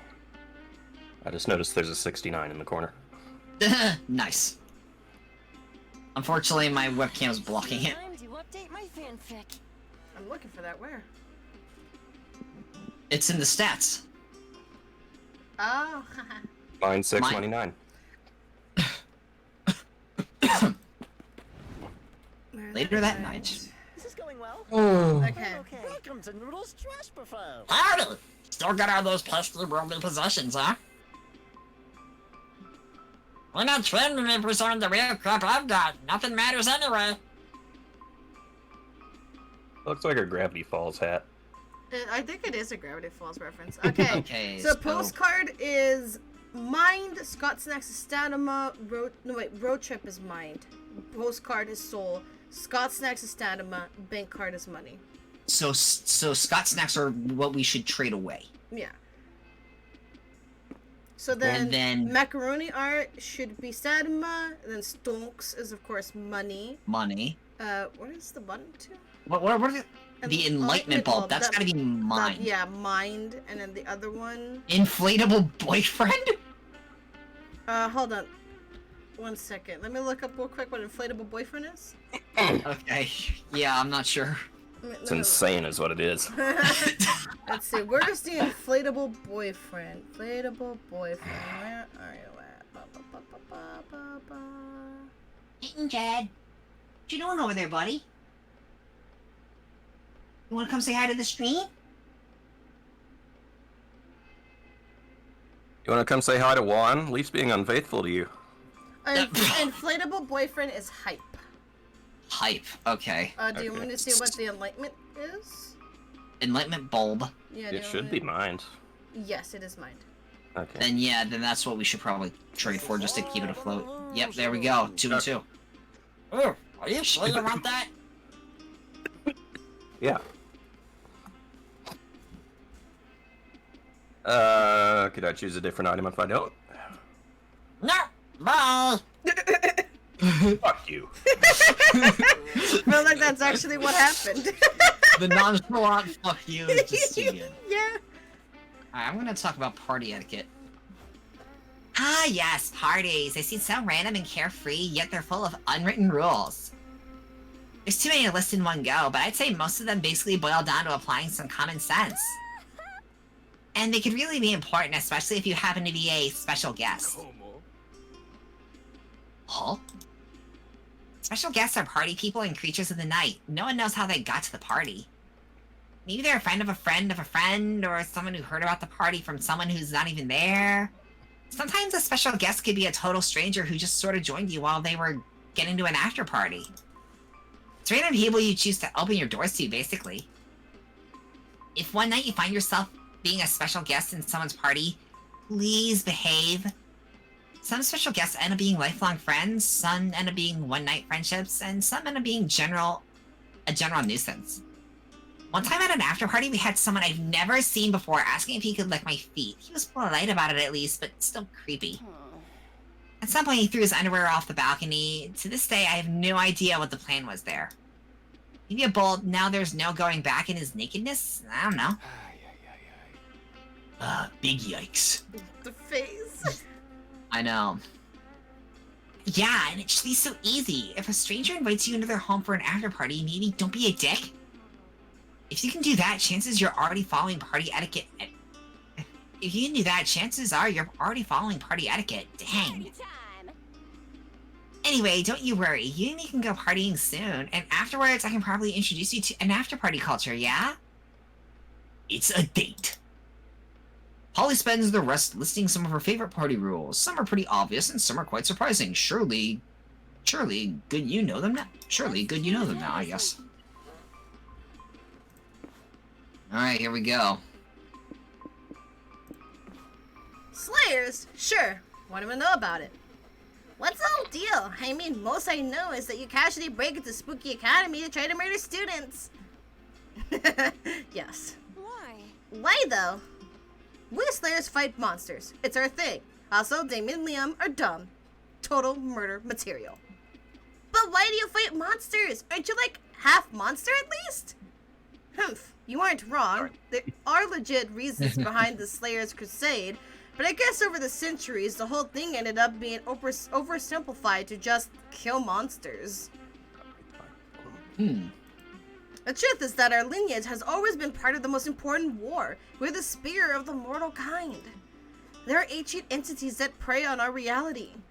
Our lineage intertwines with a centuries-long journey to end the evil these entities produce and to find a way to end them once and for all. Sounds intense. A Ravi, the Slayer. It is fucking intense. I dream of being not just a Slayer, but the Slayer. Legendary hero that manages to pierce the heart of an old deity for the first time. Awkward moment when you yourself is playing as an old deity. Piety. There's more than one, but it takes just one. That would be enough for mortal kind to see they can bleed. So, how do you go from that to casually trying to murder students at our school? Yes, you see, most of us Slayers have human blood. The human world is the safest place away from the ancient entities. Our other realms are infected by the corrupting power of the old deities. Damien's from Hell, which might be the most corrupted realm. And Liam commanded armies for the dark side, which was created by the old deities as a passage to invade the monster realm.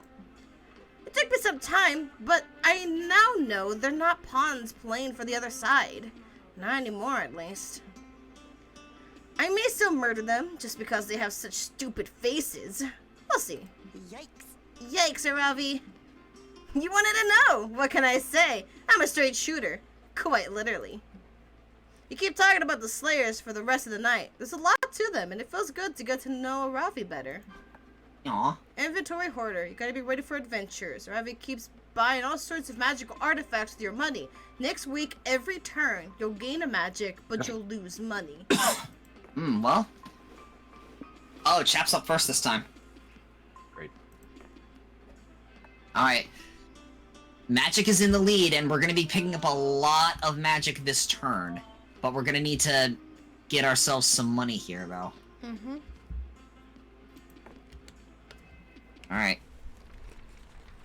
It is. Explain. It is interesting to know that all Slayers are like half human, half monsters.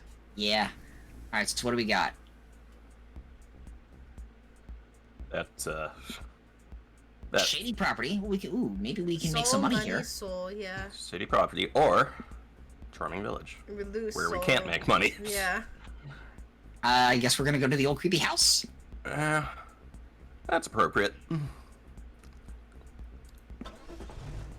Oh, Robbie, where's Hex? Being somebody else's problem.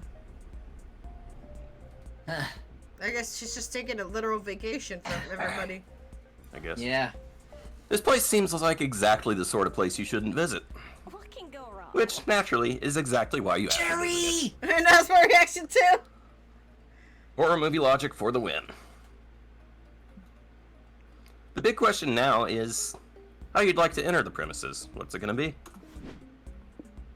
Break into the basement, check the backyard first, or just knock on the door, goddammit. Well, we need money. Well, we're gonna need money considering that the fact we're gonna be losing some of it this week. Oh, shit. You sneak into the backyard to find a masked man talking with two cops. Oh boy, here I go. Yeah, I gotta get my Jerry. Jerry voice ready. Jerry. Oh God, we even have cops. Good evening. Good evening. Well, I'll read the baby. You can read Sure. the monster. I didn't see that. Good evening, Jerry. We got a call last night. Something about a woman screaming and begging for mercy, followed by chainsaw noises in your house.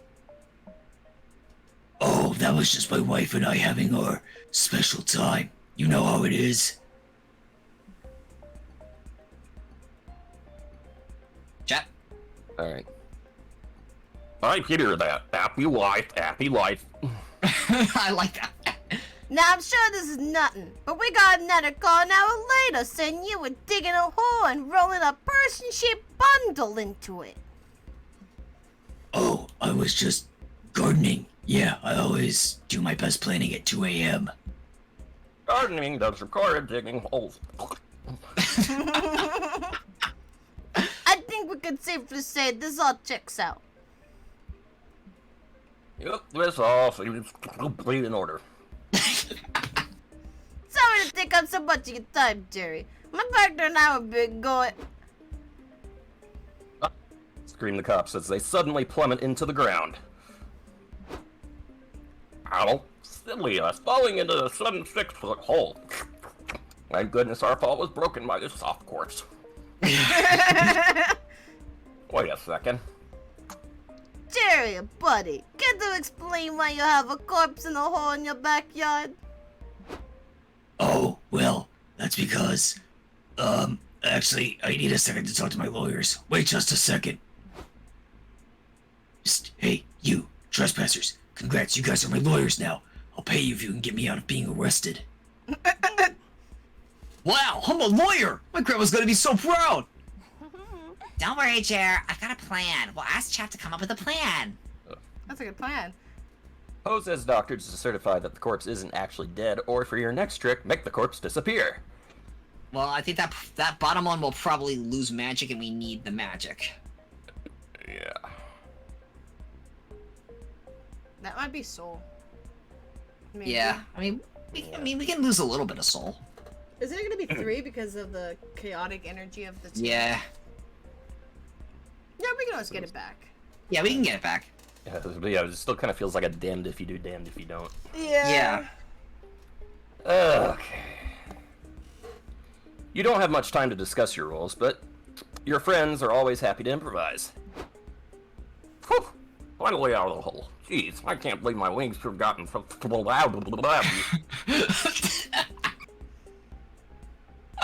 I love this so much. Okay, Jerry, lawyer time is up. Can you tell us about the dead woman in your yard? I keep the baby. I really need to get a voice modulator for that. Voice mod. Yeah. Just a sec, bros. Can you really be sure this woman is dead? Who are you? I'm Dr. Big Brain, and I can tell you this woman is 100% alive. No, wait, more like 120%. Yeah, we could say this woman might be, in fact, 2 alive. 2 alive. I like where this is going. Yeah! Scott laughs and slaps the corpse's back. Her head pops off. Look, I admit, I'm no doctor, but I am 95% sure this woman is dead. That's where you're wrong. What is truly the condition of a death? Can we even say someone is dead if in life they never truly felt alive? Who are you? Well, I'm a doctor too. A doctor of philosophy. And as such, I declare that life and death are concepts we cannot completely fathom. Therefore, it is impossible to determine if this woman here is dead. I never saw it that way. Dang, we could really use a forensic philosopher in the force. I think our job here is done, partner. Let's go get a coffee and a donut that you're always eating. I need to ponder all this philosophy. They leave? Really? Well, Jerry pays your money. Jerry pays your money retainer, and you definitely lose soul for fooling the law. Yep. Yeah. Called. Such interesting cops. I know, right? Let me untangle my tentacles first. Now we need soul. Yeah, because we have enough money to, like, burn a bit. Doom Diner.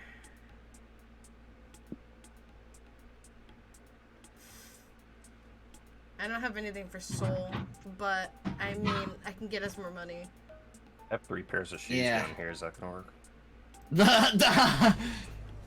That Jerry guy sure seemed nice, and he knew so much about chainsaws. Are Art is beautiful. Art is emotional. Art is raw, unfiltered exploration of the monster condition. Such inspiration. Art is apparently painting a white stripe on a blue canvas and charging $40 million for it. It's time to get cultured. What do you want to do at the art exhibit? Interpret the art. Greetings, my friends. Greetings, my friends. Did I hear that you're seeking to do some art interpretation? Yep, you ever heard right. And if there's anyone here who knows how to interpret art, it's Liam. Or, to put it another way, if there's anyone here who's know-it-all enough to tell other people how to interpret art, it's Liam. Interpreting fine art takes a sensitive soul, a keenly trained eye, and centuries of studying the different schools of art. Nah, looking at art is easy. You just play fuck, marry, kill with it. Love fuck, marry, kill. You get points if you have the best reason for what option you chose, because as we all know, art and sports are the same. You've got to be kidding me. Art interpretation is so much more complex than playing fuck, marry, kill.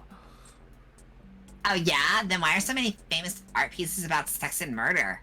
Checkmate. Liam opens his face hole to argue some more, but then you're tapped on the shoulder by a stranger. Pardon my interruption, but I'm in dire need of advice. I'm an eccentric billionaire here to buy a painting, but I can't make up my mind. You all seem like Go home, Elon. You all seem like experts in art interpretation.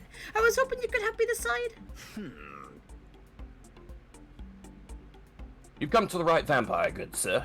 Let me offer you my services. I will kindly write a 30-page dissertation on which piece you should buy. Oh, I'm sorry. I think you misunderstand. I was just wondering if you could look at this painting here and tell me if you would fuck, marry, or kill it. You've got this shit. You take a good look at the art and choose. Boop, mama like it. Toad, Shay's right. This is obviously a fuck piece. Touchdown! 10 points to Shay! You're killing art ball, bro! Of course, says the billionaire. Art is, of course, created to be admired. It's Sublimation. Thank you. Sublimation of the artist's most raw carnal expressions, and thus it is made to be fucked. Oh, I hate that. That made perfect sense. Shay, you visionary. You earned +3 money for your help. Would you perhaps like to fulfill this art's purpose together? Wow, are you inviting Shay to tag team a painting with you? That rules! The billionaire speaks to the museum staff, who leads you to and your painting to a black door called the Painting Fuck Room. So that's what these are for. Apparently, this is what being rich is all about. Spending exorbitant sums on frivolous items, commodifying beauty, and doing weird sex shit in museums. This is definitely strange, but you've been in plenty of weird, sexy situations. So why not help a painting with a rich guy? It turns out to be surprisingly fun, though you do lose 3 cents. Ah, alright. Okay. Hey, that's not bad, honestly. That was actually a relatively good turn. Dangerous zone on Soul, though. Yeah. Yeah. Pancake Diner. Picnic spot. That literally looked like a Kandinsky piece. How much pancake can you pancake? Yeah. Oh, I gotta step out for a second. If I have any lines, do them for me. Alright. It's a beautiful day to eat outside. God, we don't know which one's soul. We have to be careful. Holly, I don't think I get art. It's okay, nobody does. Come on, I'll be right back. My mom. Alright, well I guess I'm gonna be going this one a bit. Breakfast is the most important meal of the day, and the best breakfast is a fluffy stack of carbs smothered in syrup. Pancake. Okay, Juan isn't so swole anymore. You see that this diner has some absolutely enormous menu options. I hope you're hungry. So many pancakes to eat, so little time. What sort of meal do you want to order? Just eat food like a regular person? Eat the biggest meal. Pancake eating contest.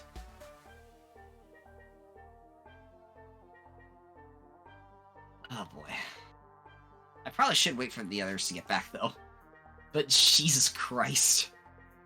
I don't want this to be like the run where we end up dying 3-week game. No, Mikey,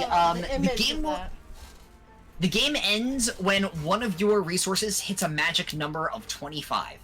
Or 0. Yeah. Whichever comes first. You know what? Pancake eating contest! Oh god. Nick.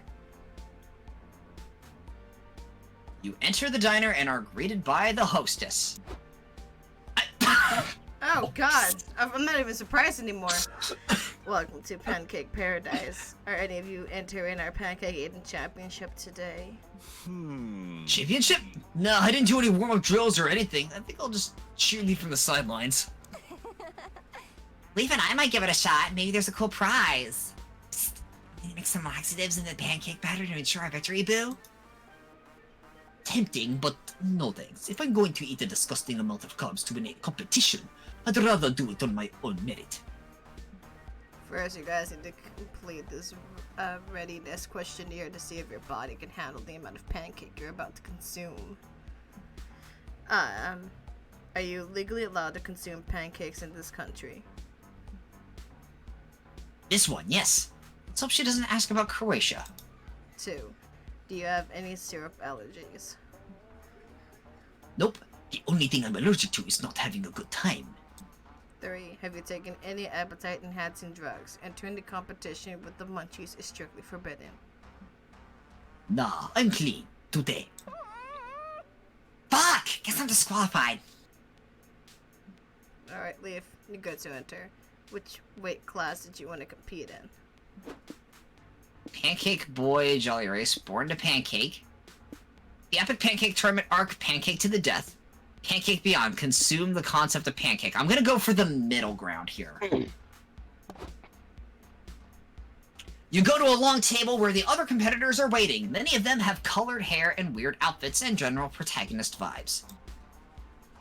I've mastered the art of the ancient pancake jutsu, one of them is saying. I trained for 9 years inside an active syrup volcano for this contest.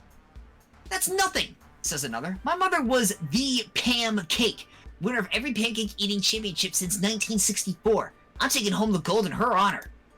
That's nice, sir. Would you like to supersize your drink for $1 more before the competition starts? I would like it mega supersized. It's the only drink size worthy of my power. Now, just bring you the soda hose. Knock yourself out. Shit, these competitors are really serious. Maybe you're in over your head. Don't worry, Leaf, you got this. I'm your sensei now, and I'm gonna coach you to victory. You gotta open your chakras to win this thing. But most of all, you gotta open your butt chakra. Butt chakra? Do you mean my arms? Yeah, but I'm gonna keep calling it a butt chakra. Sounds more powerful and less achy. Go team! And remember, bro, the best athlete is only as good as his sporting equipment. For you, that's gonna be this toilet I took from the bathroom. Perfect! The eating contest begins, and with your butt chakra wide open, you smoke the competition on your porcelain throne. Wow, that was the worst thing I've ever seen. But you won. Congrats, I guess. Hooray! You gain 3 hype for winning, but you lose 3 stamina from the, butt chakra strain. Come on. Remember your driving lesson. Alright, chaps up. What do we have? Dungeon. Slay, loot, repeat. Oh, we can get soul here. Okay, and then we have biker bar. Money and Wolf bottle in a bottle. So we can get soul from the dungeon. Or hide. Yeah.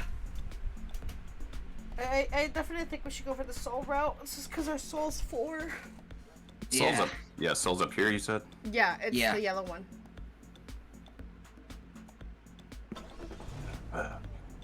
Ooh, kinky.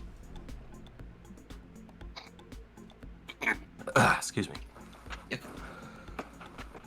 Normally a dungeon would be a dark, scary place for people to be locked up and punished. You got this. But in the world of video game logic, everyone knows dungeons are just challenging labyrinths waiting to be explored. There are plenty of ways to plunder a dungeon. What's your preferred method? Grind experience would be to get the soul. Yeah.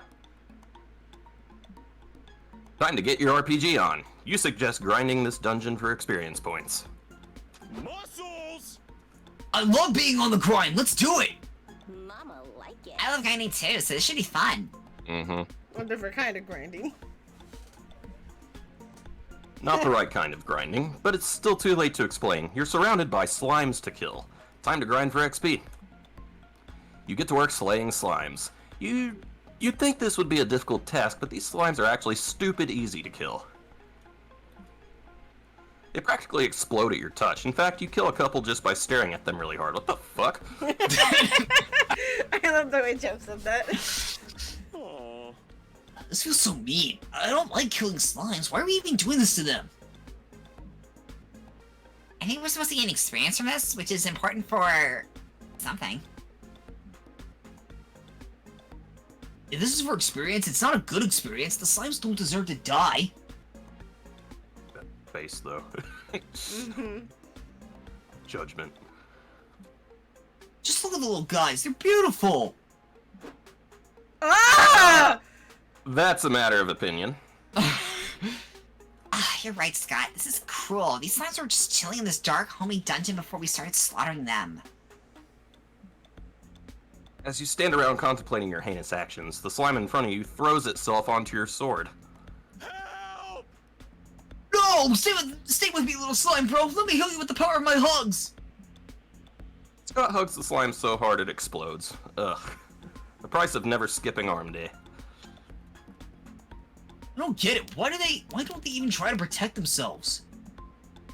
Maybe these slimes have gotten so used to adventurers killing them for XP that they've evolved to think their only purpose is to be killed for XP.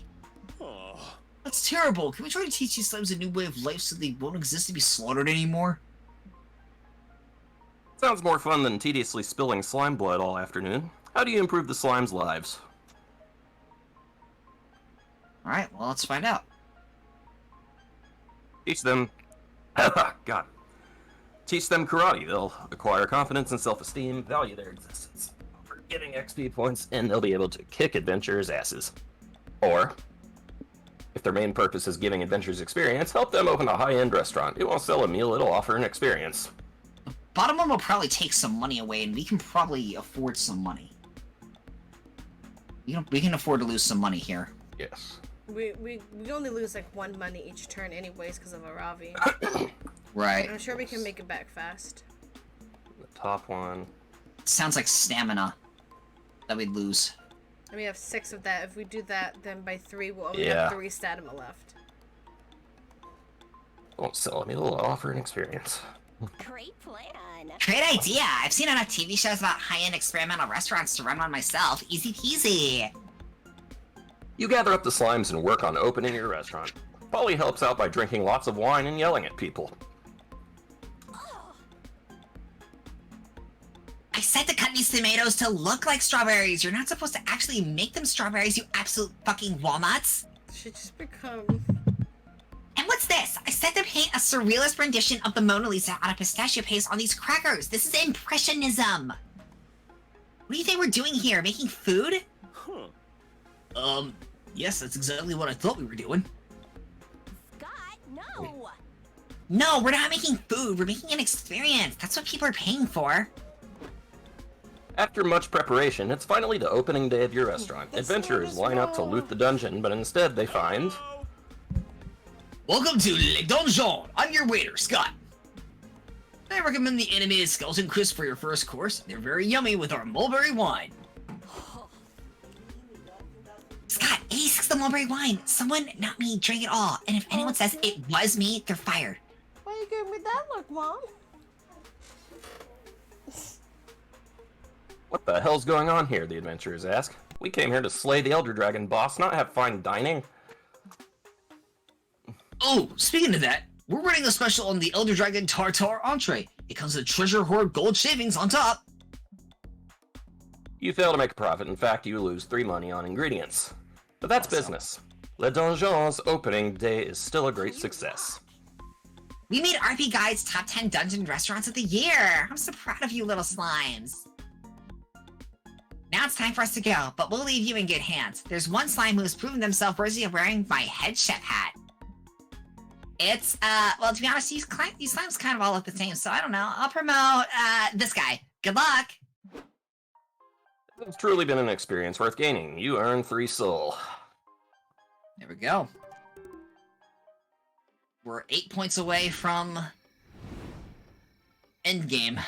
So many options. Oh, shit.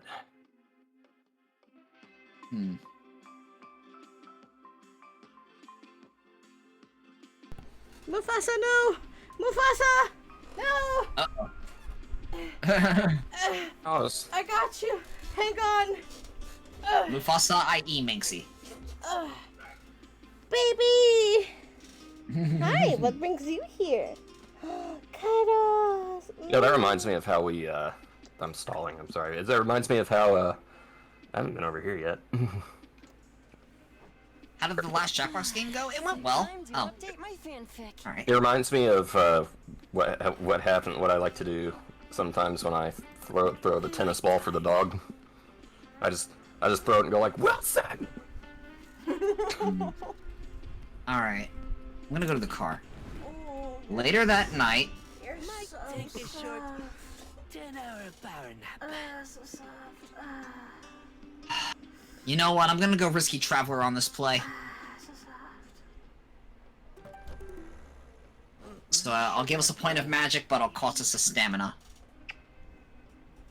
Who do you want to talk to? I mean, I'm talking to Polly. I think you might want to go for Scott here, chat. What? My grandma's the best. She took care of me and my cousins when her parents left. Hey. She's tough as nails. Imagine raising a whole wolf pack by herself. We have other relatives too, but she's like the glue that keeps everyone together. Like, she cooks gigantic delicious meals to feed us all. Oh. One of my favorites is pasta with pesto. It's an impressive pasta dish. The key to it is her secret sauce. It's green! A true mystery, you could say. She's also super wise, bro. Stop! You're vibrating everywhere! No! Uh-oh. What is happening? She has lots of super clever sayings and proverbs she shares with us. Pixie, no! Stuff like, don't judge a book by its cover, or Scott, stop putting those tennis balls in your mouth. They're not edible. Much wisdom. She's the one who taught me that it's okay if I'm not a very smart man, as long as I try to be a very good boy. She says smarts or bravery are flashy and all, but kindness is what really matters. I'm the best boy. I always try to be a good boy, so Grandma's proud of me. Oh, that's cute. She most certainly is, Scott. Thanks. You two sit in comfortable silence, looking at the stars.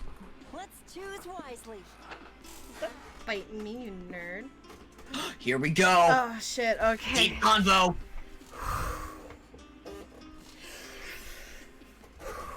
Okay, if I mess Alright. this up, I lose my one chance at love.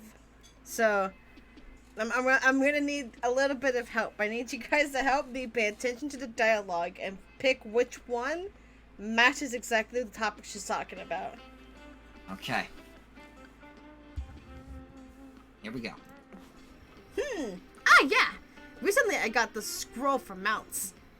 The what now? It's a powerful scroll that gives you a special skill for raiding mounts. I had to visit a sanctuary in the mountains to get it, where I faced raiding challenges while a wise monk reviewed my technique. Aravi, do you mean you got your driver license? My driving what? No, Shay. I told you. It's a magic scroll that gives you the skill to ride mounts. The Scroll of Mounts. Pretty sure it's a driver's license. Thanks. I like the squinty eye. I know, right? The thing is, I crossed so many dungeons that I have quite a bit of loot, so I was thinking of getting myself a good mount. Damiel would be a good mount for a Ravi Mishra. Good question. I value adaptability over speed, really. When I travel, it's less about being in a rush and more about going to faraway lands, sometimes inhospitable ones.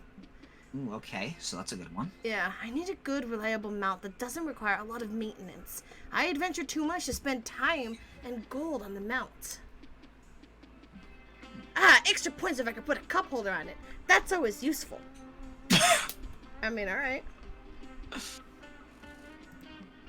Can't adventure without a good cup of coffee at hand. You know it, Shay! Holy shit, Ravi. Nice too. Woman of dreams. Perfect! I think I know enough now. I proceed to give you the best mount recommendation ever!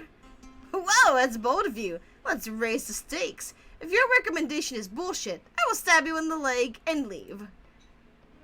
Okay. You search for the best mount suggestion in your phone.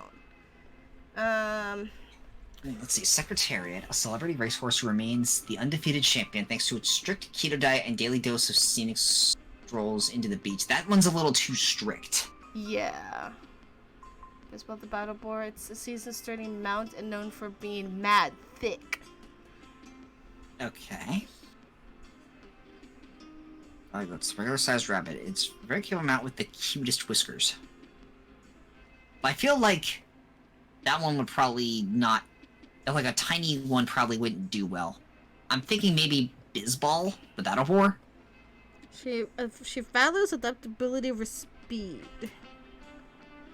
She wants a good, reliable mount that doesn't require maintenance. Because she can't spend too much time on it. And she wants cup holder on it. So, would thickness be a good, like, for cup holder? I would think so, probably. But remember, you do get a second chance if you get the first one wrong. Yeah! Got it! Woo! I've got a waifu. Now I just have to do good in the end. Yeah. Alright. And not be the lame-o. Yeah, because no one was a date of lame-o. Oh, look at this bodacious boar. Bizball, huh? Yeah, it even spilled the fancy... What? Diaresis? Yeah. But my phone doesn't display it properly. And by your phone, we mean this game. We can't support diaresis. Damn it! But you can let your imagination fly and imagine there's a diaresis in Bizball. You can even be adventurous and put it over an unexpected letter. Go for it. Ooh la la, a battle boy with a fancy name? Sign me up. The name is a homage to that famous board that sang the much more danceable version of Ave Maria? Ave Maria. Ave Maria, look it up. I don't know why my brain read as Marie. Okay, enough about the name. Don't get me wrong, it's cool. But I am here to look for a good mount, Shay. Well, look no further, as my cat throws his plate on the floor.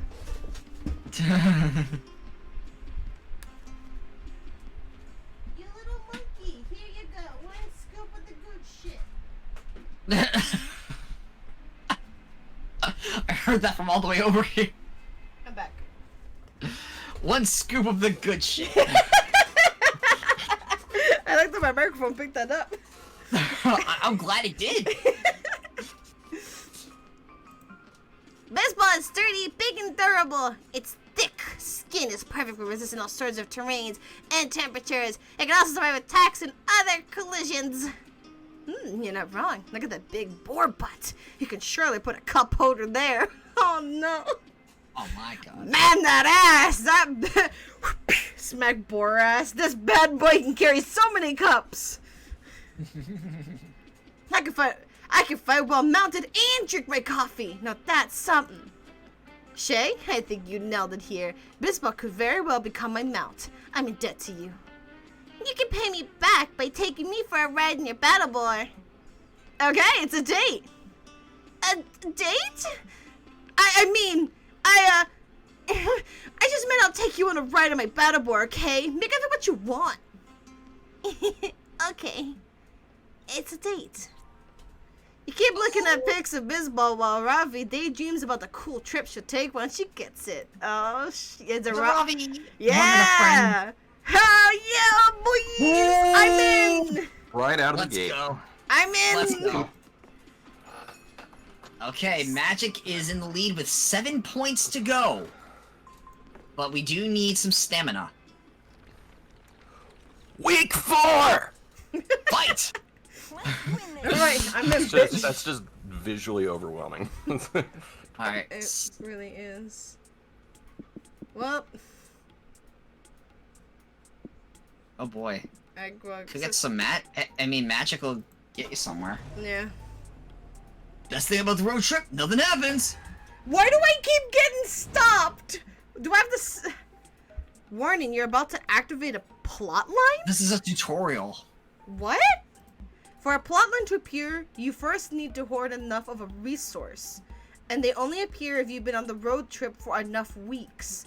First, a road event will simply let you decide if you want to engage with the plotline or not, your choice. If you choose to take on the plotline, you'll see 3 special road events. 2 are common exchanges events, but the last one is an incremental event. What the frick is that, you may be asking? I'll tell you. An incremental event has 3 stages. In each stage, you'll face 2 options. Here, each option is tied to one of your resources. You must choose the option tied to your highest resource of the 2. Classic monster prom. Yeah. If you choose wrong, you'll fail. The incremental event will end and the plot line will be cancelled. If you succeed at the 3 stages, you'll unlock a new layer for the destination tied to the plot line. But remember, you'll only see that awesome layer if you reach said destination. Godspeed. Okay. Duh! Oh my god. Chap, go for it. Hey, you just reached a high amount of magic. Good for you. Thank you. Does that mean you're aiming for the magic-based destination? Yeah. If so, there's a wacky adventure that could unlock a layer for that destination. Wanna go for it? I think we got to at this point. Let's do it. Hey! Great. The adventure will be waiting for you on the road. Sorry for breaking the 4th wall. See ya. Nice! I got a kiss. Okay, here we go. Yeah, this is exciting. Welcome to the land of. That's if we hit like the 25 of magic. Does that prevent us from finishing the plotline though? I don't think so. We have to get to the destination. Yeah, but that's what I'm saying. If we hit 25, we reach the destination. I don't know. I guess we'll find out. Welcome to the land of 6 shooters, outlaws, wild stallions, and 10 gallons hats. How's it crawling? Oh my god, it's so cute. You've always wanted to be a real cowboy, or at least the kind of cowboy that's shown on TV. And now's your chance. So what are you gonna do, partner? Duel at high noon. We gain magic for that. This village is filled with cowboys showing off the big irons in their hips like they're just begging for a high noon shoot-off. More importantly, it's filled with cute horses. You see brown horses, black horses, speckled horses, horses that Polly and Scott are siphoning magic from. Wait. Huh? I can explain. Oh, it's just you. Sorry, Shay. I thought you were a cowboy here to duel us or fucking with this horse. Which begs the question of why Polly and Scott are freaking with the cowboy's horse. Well, we're low on gas, but nobody can give us directions to the nearest gas station. Hiyo, friendo. I saw hi in chat. Ah. Oh, I got it. But I thought cars have horsepower, right? So let's just get power for the car straight from the horses. Can you believe it worked? We just got some free 4 magic with no consequences! Oh god. See, I'm worried that if we hit 25 right now, we're not going to see the plot line. Hey! You hear a cowboy shout. What in tarnation are you doing, a cheddar biscuit? Yep, it's not too soon. Oh, that guy looks mad. What do we do, Polly? Same as always, blame someone else. Shay did it! I saw the whole thing! Oh, chap. Then I reckon you and me got a problem, Shay. Draw your gun and duel me at high noon, if you ain't yellow-bellied. Great, looks like you're not getting out of this without a duel, so you better suggest a duel you have a chance at winning. Card games on motorcycles! Turn your back on each other, walk 10 paces away, and just keep walking. Start new lives, never look back. And that's gonna be Stamina. A classic duel to the death will replace the duel to the death part with truth or dare match. Could that be mind?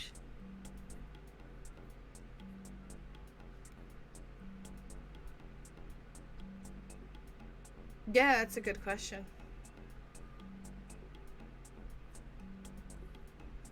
I'm gonna pick it. Okay. What? But truth or dares? Truth or dare is not near as exciting as a regular duel to the death. It ain't even a duel at all. I agree that Truth or Dare doesn't quite pack the same hype as 2 cowboys quick drawing in the desert. But Shay got the word classic in the name, so by law, they're technically the same. Can't argue with that. Let the Truth or Dare duel begin!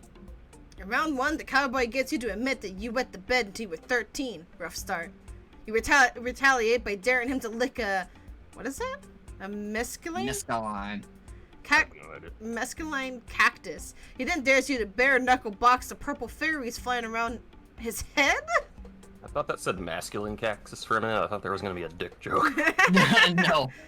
You point out that you can't do that because he's hallucinating them, but you lose a point anyway. It's looking bleak, but an inspiration hits you. You dare the cowboy to shoot himself in the leg. Normally, I'd think that shooting myself in the leg is a pretty dumb idea. But I don't want to lose. No, and I didn't get to shoot anything earlier, so why not? The cowboy shoots himself in the leg and quickly remembers why not. Fatal blood loss. Good work, bro! You live another day! Or at least until Scott or I somehow endanger your life with our antics again. Yeah, or just a thought. You and Scott could do your best to not do that, please. Nice. Unlikely. Now let's go. We've got a road trip to survive. You ever seen Oh, a wow. duck drive? Let's see. Just so everybody knows, we're in no hurry to max anything out. We're just kind of trying to dissect this game. Yeah. Ooby-doo-doo, driving carelessly, knowing nothing will happen! Alright, Bonk. plot? Is this plot? I wonder? Shit, here we go. That was You're perfect. driving along when you pass your friend Dahlia, fleeing a burning castle on a chariot pulled by a griffin and holding overflowing bags of gold coins. Hey, bro. Hey Dahlia, what are you up to? Hey, just another siege gone right. I won't bore you with the details. I'd much rather hear about the wacky misadventure you guys have been going on. Right now, we're on our way to a pocket dimension filled with magic and mayhem. Actually, do you want to come with us? I heard this place is most fun to visit when you have an adventuring party. I'm intrigued! A magical realm full of riches to pillage and besties to defeat sounds exactly like my scene. Are you guys sure you're prepared for an adventure, though? I know books and movies made the idea of a plucky band of idiots going on heroic journeys seem really easy, but this is real life we're talking about. You're heading into the unknown, where death could be waiting for you around every corner. You gotta prepare for anything. I hear you. What do you think we should bring on the adventure then? Don't ask me. These sort of questions are what war advisors are for. I'm a general, a woman of action. Well, the closest thing we got to an advisor is Leaf, so what you got, boo? Powerful creatures for the air dinosaur. That's magic. And since you don't know what they use as currency in other reality, you must acquire the only thing that holds value everywhere, porn. That one sounds like hype, and I think our magic is higher. Yeah.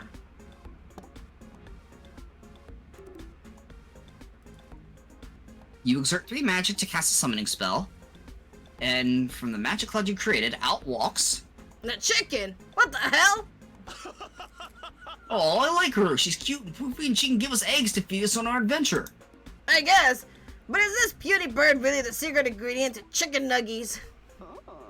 Yep, think about it. Sometimes chicken nuggies are dinosaur-shaped. It must be a reference to the chicken's dino ancestors.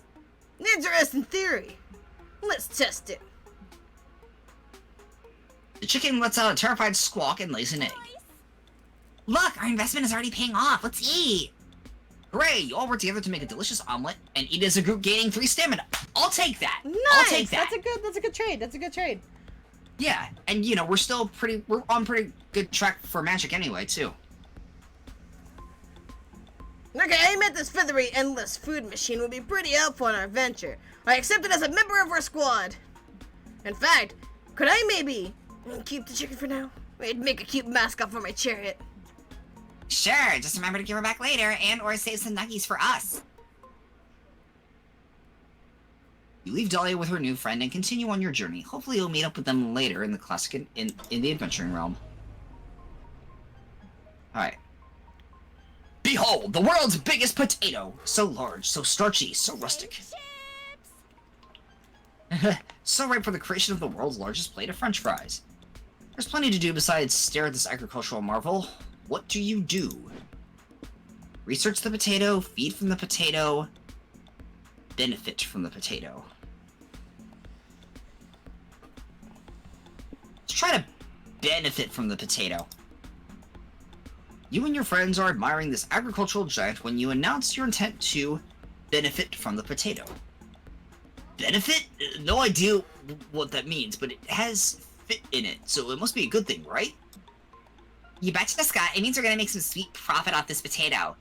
let's pretend to be tour guides and make up funny stuff about the potato. Do it! Sounds fun. Who are we gonna prank? Ah, the mighty potato. Wonderful tuber, second only to the yam. Yams get first place because they go great with marshmallows. I personally dislike how they cook these things in so many ways. Smash, parade, grill, baked. Can't you just stick to one thing and be good at it? I miss the good old days when people just shoved perfectly good raw potatoes in their mouths and shut up. Ew. Well, I guess this is a potato-potato situation, isn't it? It isn't. Howdy. Hi, Coach. Hi, Camp Director Miss Weaving. What are you guys doing here? Oh, not much. Just enjoy one of the only weeks of my life when I don't have to hear anyone call me camp director. Yourselves? We're volunteer tour guides for the Big Potato. I'm getting internship credit for it. I was thinking about majoring in French fries in college. That's great, kiddo. Never stop setting goals for yourself. Want to hear a cool potato fact? A potato this size could have stopped the Irish famine. Well, maybe not stop, but it would have at least slowed it down a bit. Here's one. Potatoes only grow underground, except for this one, I guess, since it grows above ground. That's what makes the big potato so special. Mr. Howe, has it occurred to you that perhaps they simply dug the potato out of the ground so we could see it? Holy shit. Okay, Leaf. I'm passing you the ball while Scott hits the bench. Give me a real slam dunk of a potato fact.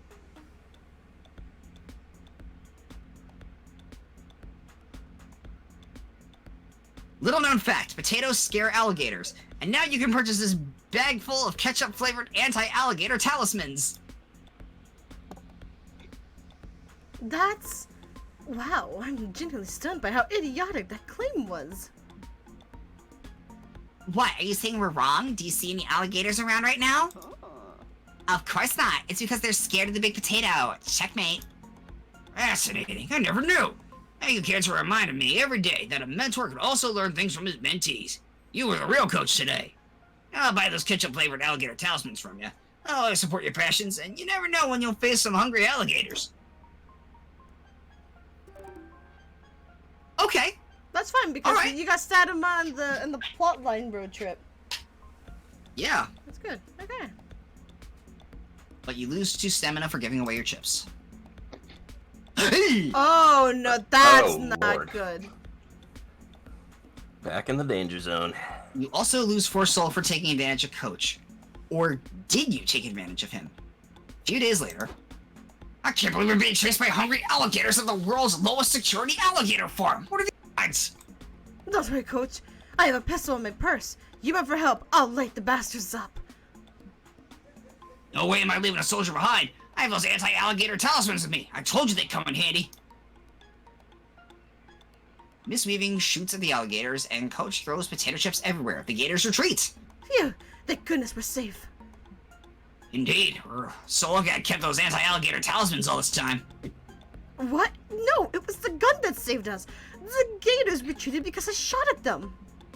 Yeah, I guess it's a potato gun tato situation, isn't it?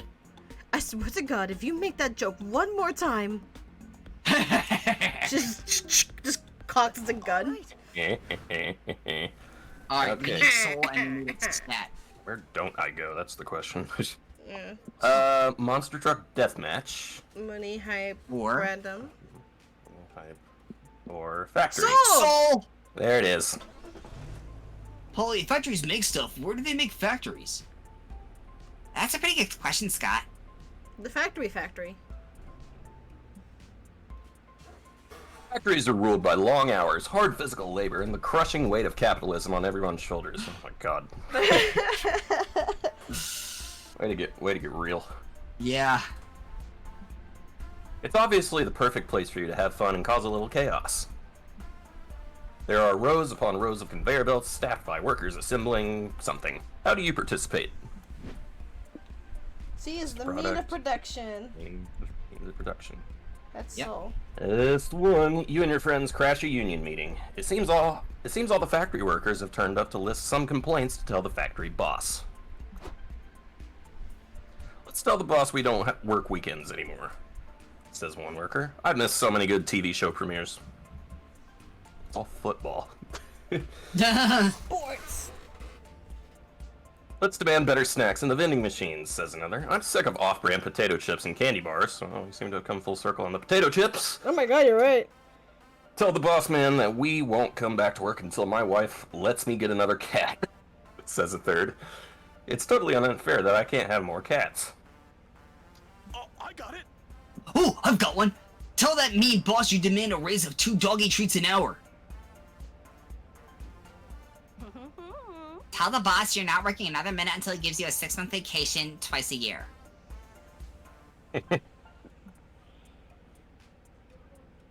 With your demands decided, you all storm the boss's office. You break down the door and find no one inside.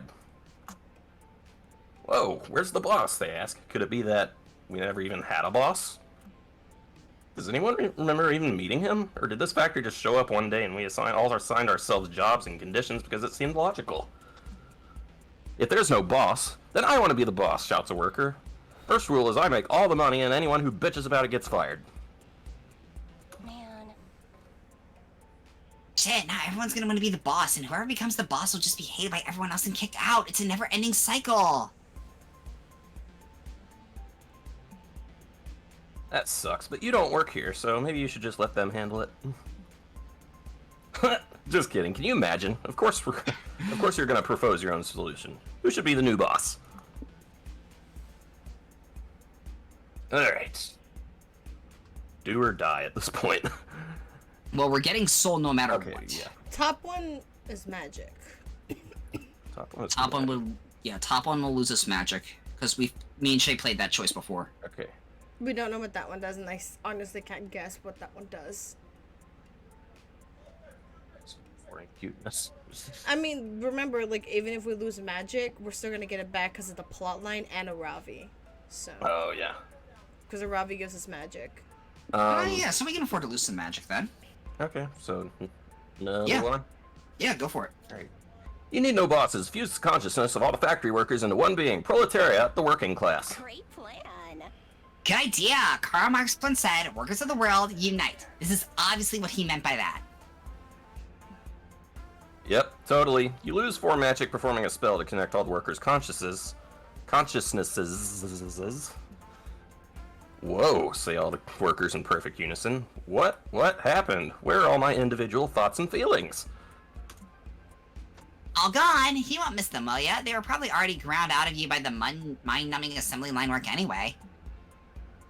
Hey, good point, says proletariat, the working class. Wow, this is incredible. We were so divided, but now we are all one consciousness, the class consciousness. In this form, we can finally seize the means of production. I don't get Cool. it. What are the means of productions exactly? Whatever it is, proletariat seizes it out of thin air and uses its newfound powers to turn it into a pair of kick-ass katanas. Thank you for your help, friends. With our powerful unity and these dope swords, we can take down monopolies everywhere. Farewell. Proletariat assembles itself into a huge communist mecca and leaves the factory. And the Soviet national anthem blares in the background.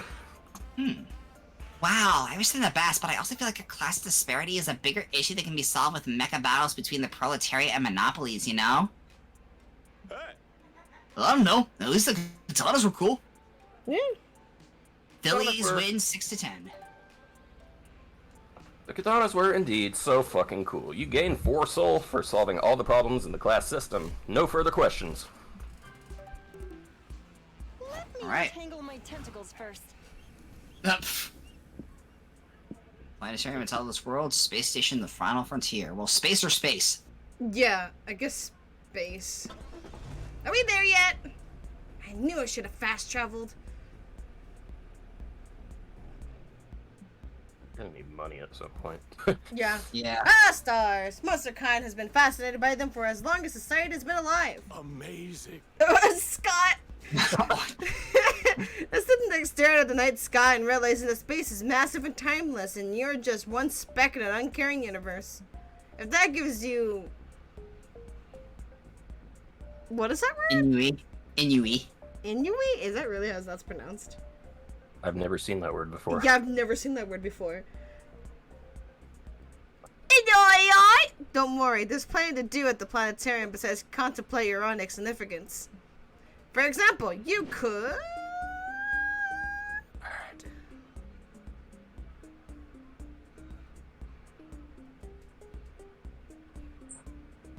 Laser show. Like a video, there's a comet shower happening tonight. You and your friends set up. I'm glad that it didn't take 50 years to get my power back on. I'm glad that we're able to continue the game. They did say there might be a few issues. Maybe it's in beta, the saving system. So, but it looks fine. I mean, it says the magic and everything. So, I have hopes.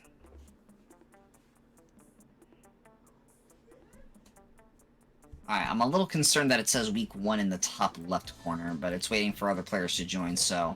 Mine says week 4.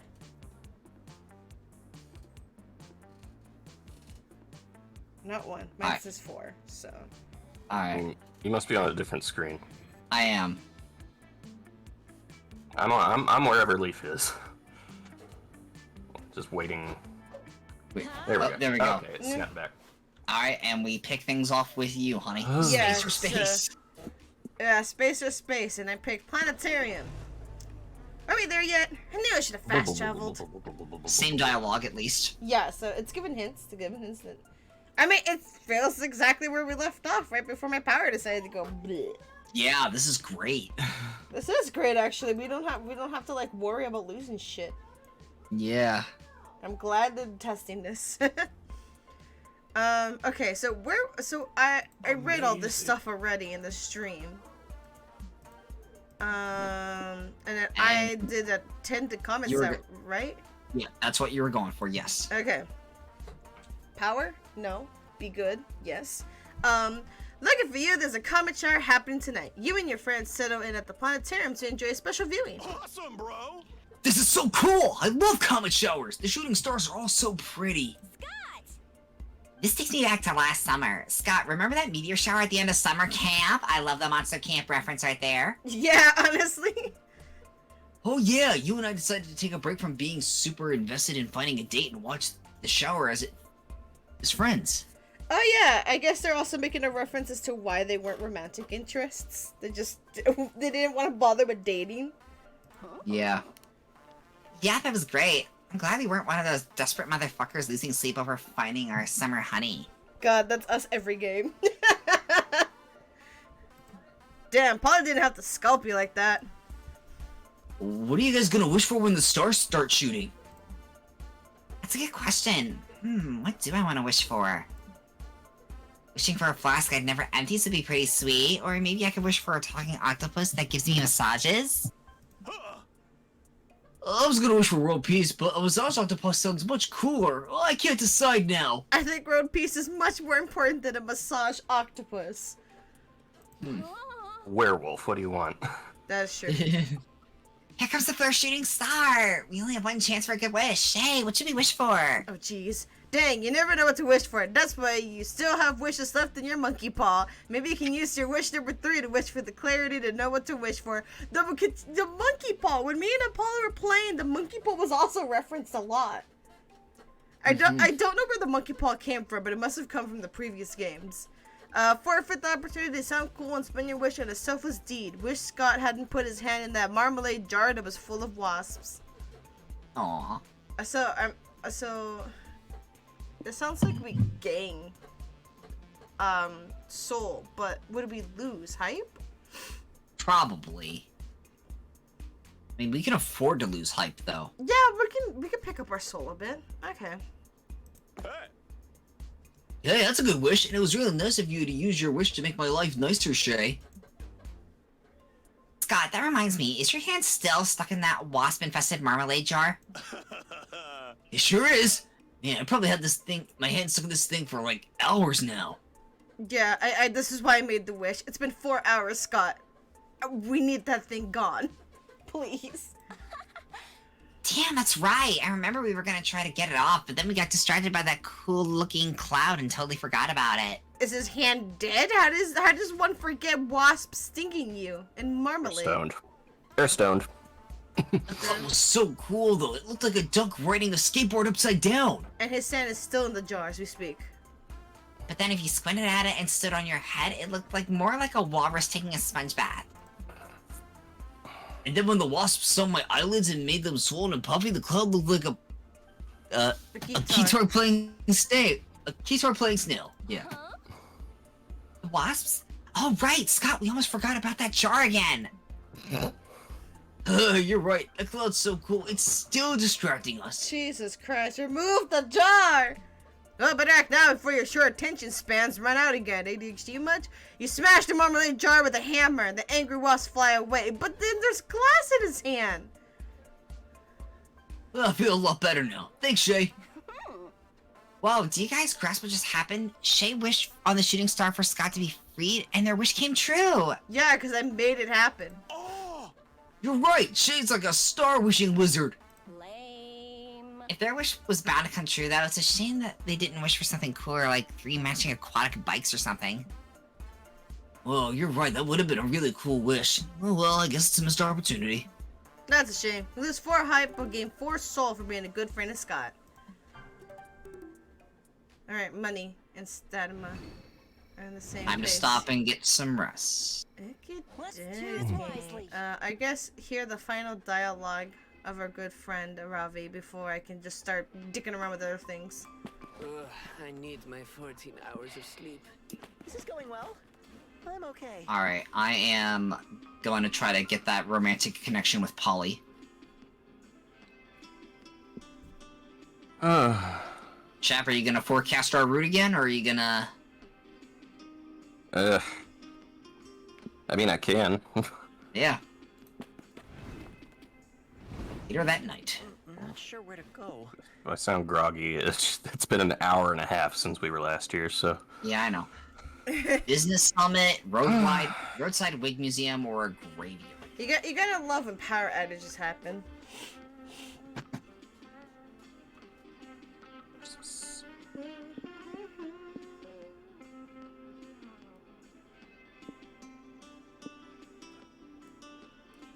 We're strapped. I We're a gotta little strapped for cash. I gotta be honest. From the 3 games, I think I have to say the road trip's kind of becoming my favorite slowly. Yep. Yeah. Uh-oh, here we go. The Kinks. kinks. Kinks? Naughty. You're naughty, aren't you? Oh, I mean, sorry if I was overstepping. Nah, I'm game. If you want to know about my kinks, so be it. Do tell. Okay. I don't even have to voice that line. That face, though, look at that face. Good shit. As a general rule, I'm quite open to trying new stuff. You only live twice, so you gotta explore the vast lands of sex in all its majesty. But after some, many sexcapades, I've learned a thing or two about kinks. Like, messy stuff is all fun and games until you realize you need to clean up afterwards. And which of the 3 of you is gonna mop up all that guac? Not me. Or the opposite, there's some sexy stuff that requires tons of prep, and that can be annoying. Like, yeah, this or that sounds great on paper until you get to it and see you need a fucking PhD to do it right. I know, I'm making it seem like I'm picky, but believe me, hun, I'm not. I've cleaned up the guac, I've gotten the PhD, you gotta try stuff. But then over time you learn a thing or two. Better not to break the law unless you break the law of thermodynamics. Glue is not a replacement for lube. And never involve bees. I want to hear the story about the glue and the bees, because, like, 1, I don't know why you think bees is a good idea. 2, how high was she to, like, think, glue is a good replacement? Duly noted.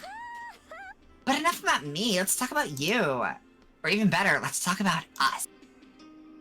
Like, just for funsies, let's say, hypothetically, you and I slap the salmon, stuff the taco, do the no pants dance. Spat the What would you tune. want to do? Oh, snap. You want to play it cool, but your head is spinning like someone's trying to exercise you.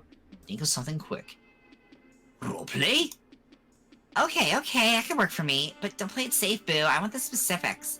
What would we be role-playing as? I want to hear it all. What's roleplay as? Go for it, champ. Oh, yeah, I know this one.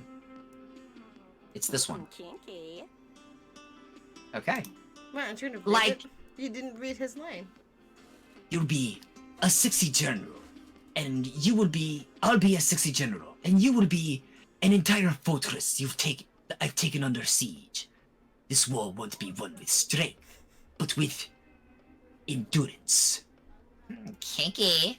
Like, I've roleplayed as many things, but a whole fortress? That's a first for me. There's plenty of room to improvise different tactics to enter me. You can even call for reinforcements if we feel like it. Sure. Sure. And you know what? The perfect engine for this kind of siege. Yeah. It's one of my toys, a very strong one. I call it my little battering ram. Jesus. Wow, that sounds appropriate, at the very least. Dang, sorry, look at me. We were just doing a harmless thought experiment, and here I am getting too into it. I know I can get intense sometimes. Sorry, boo. I like it. You won't see me complaining. You and Polly grin at each other, thinking of all the things you'd like to batter and ram. Is Polly more than a friend? Yes! Sometimes you update Yes. my fanfic. Alright, time to talk to him for the last time. Isn't that Hex right there? Oh yeah. Oh, hey Shay. You wanna talk? Let's go over to the inventory and shipping all my great axes tonight. All her great axes? How many could she possibly have? You'd be surprised. Wanna help? Sure! You help Ravi shopping, clean, and organize a staggering amount of great axes. You have no clue where she keeps all these, but you're happy to help regardless. Alright, and I'm going first this round. Alright, 6 points of magic to go. It's good. Well, we only have 6 money and 6 stamina as well. It says some destinations now. Gain 25 magic and complete the magic-based destination plotline. Bond with someone who's ready for adventure. Oh, a Ravi! Oh shit. So I completed one of the destination things without even realizing it. Let's go! So now we just have to complete the magic-based plotline and get to 25 in magic. And we get, like, an extra, like, scene for the ending. Cool. Alright, we're going to the gift shop. Man, it'd be great if something random happened right now. Skirt!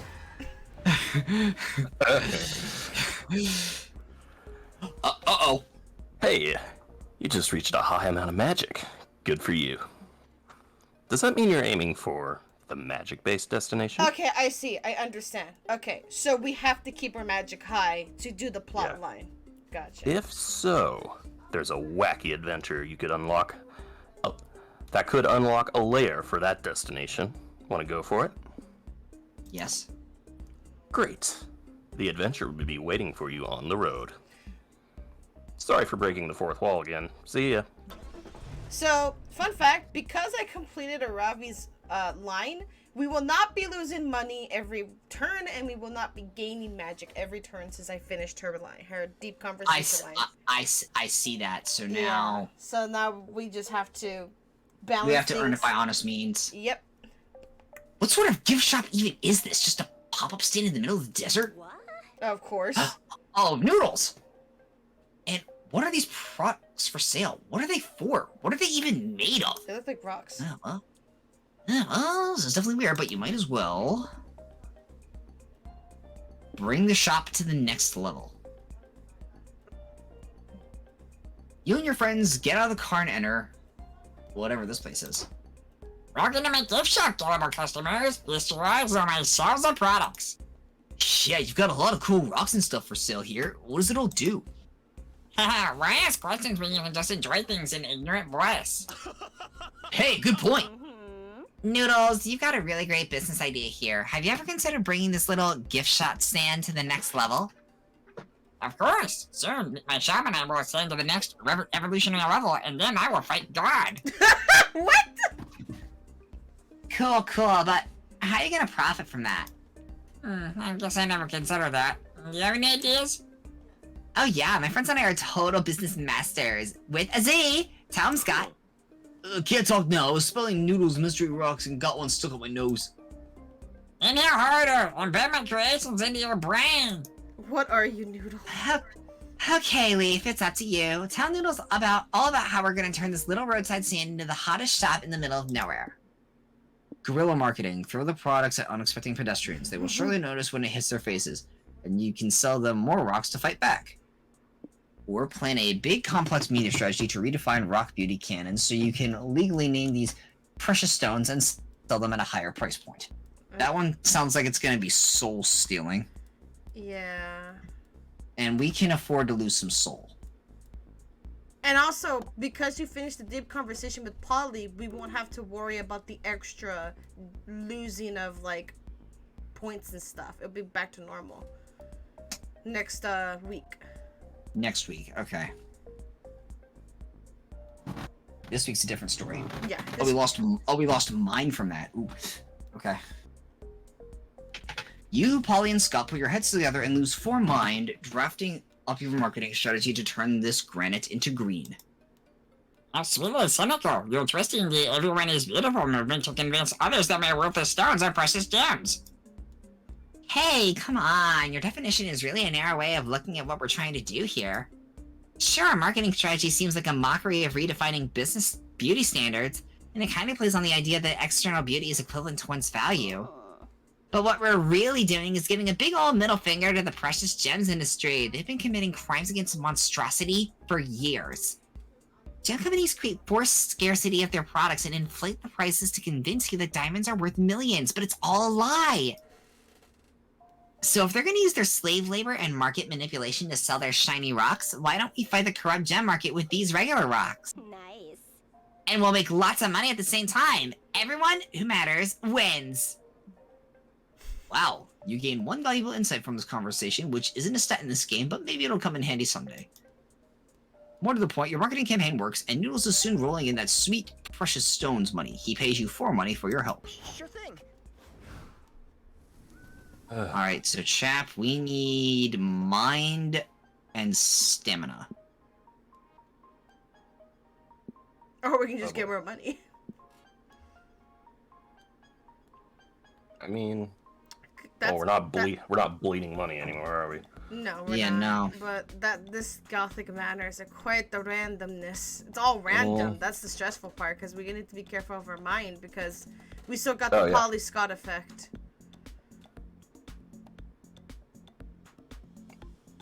What about here, though? Here we can gain money. We just gotta be careful of the choice we make.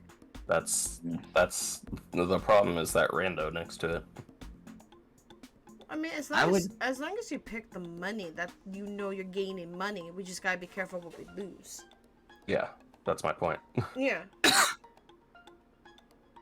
I mean, I would honestly, I would like to go for the magic ending. We might find some at the other place. But it's such a gamble, because we don't know. Yeah. Right. Because we're with 4 mind, it's pretty risky, because we have the Scott Polly effect. I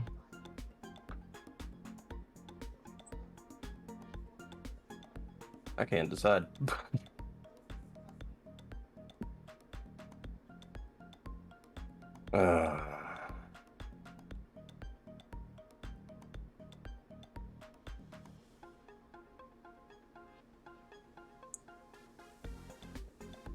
Yeah, I'm torn.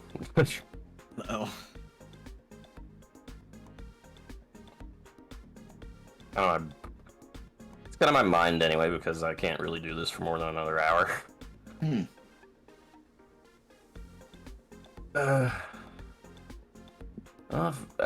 seems like the less risky option. Alright. Okay. Isn't it cool how nothing ever happens on the road? Bam!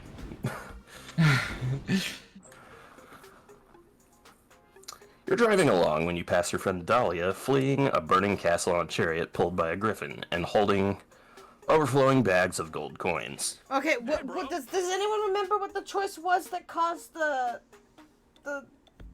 exchange? Yeah.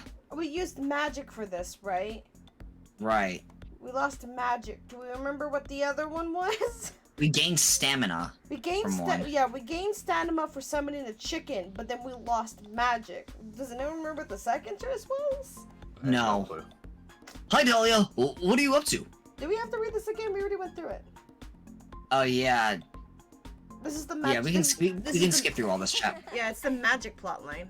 It's just the dialogue choice. We gotta sit and think for a moment.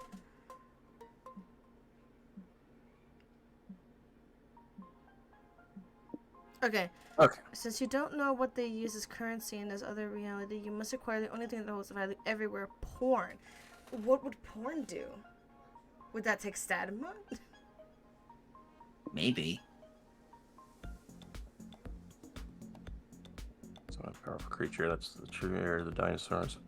Yeah, we did that. and That's we the know one you that- did. Yeah, that's the one we did, and Yeah. we lost magic and gained stamina. So what would porn do? Takes. Would mind take a whack on this? That's what we need to avoid.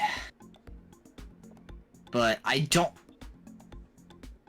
think. Okay, I would hope that we don't.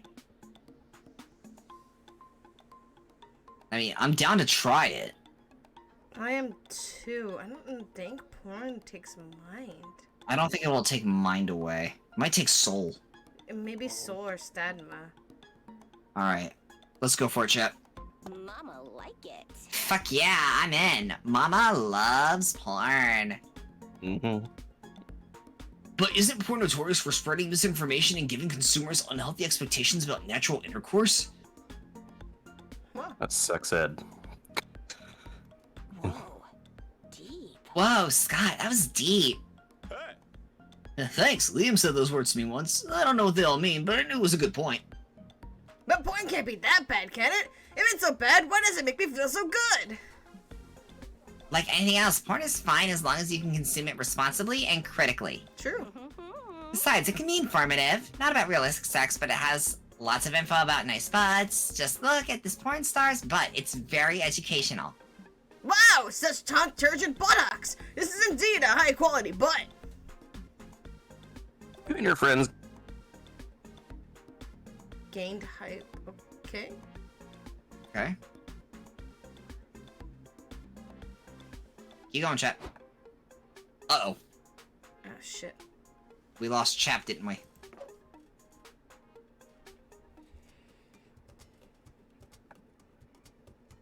You mentioned my internet was hiccuping earlier, so Yeah, alright, well, let's try that again, shall we?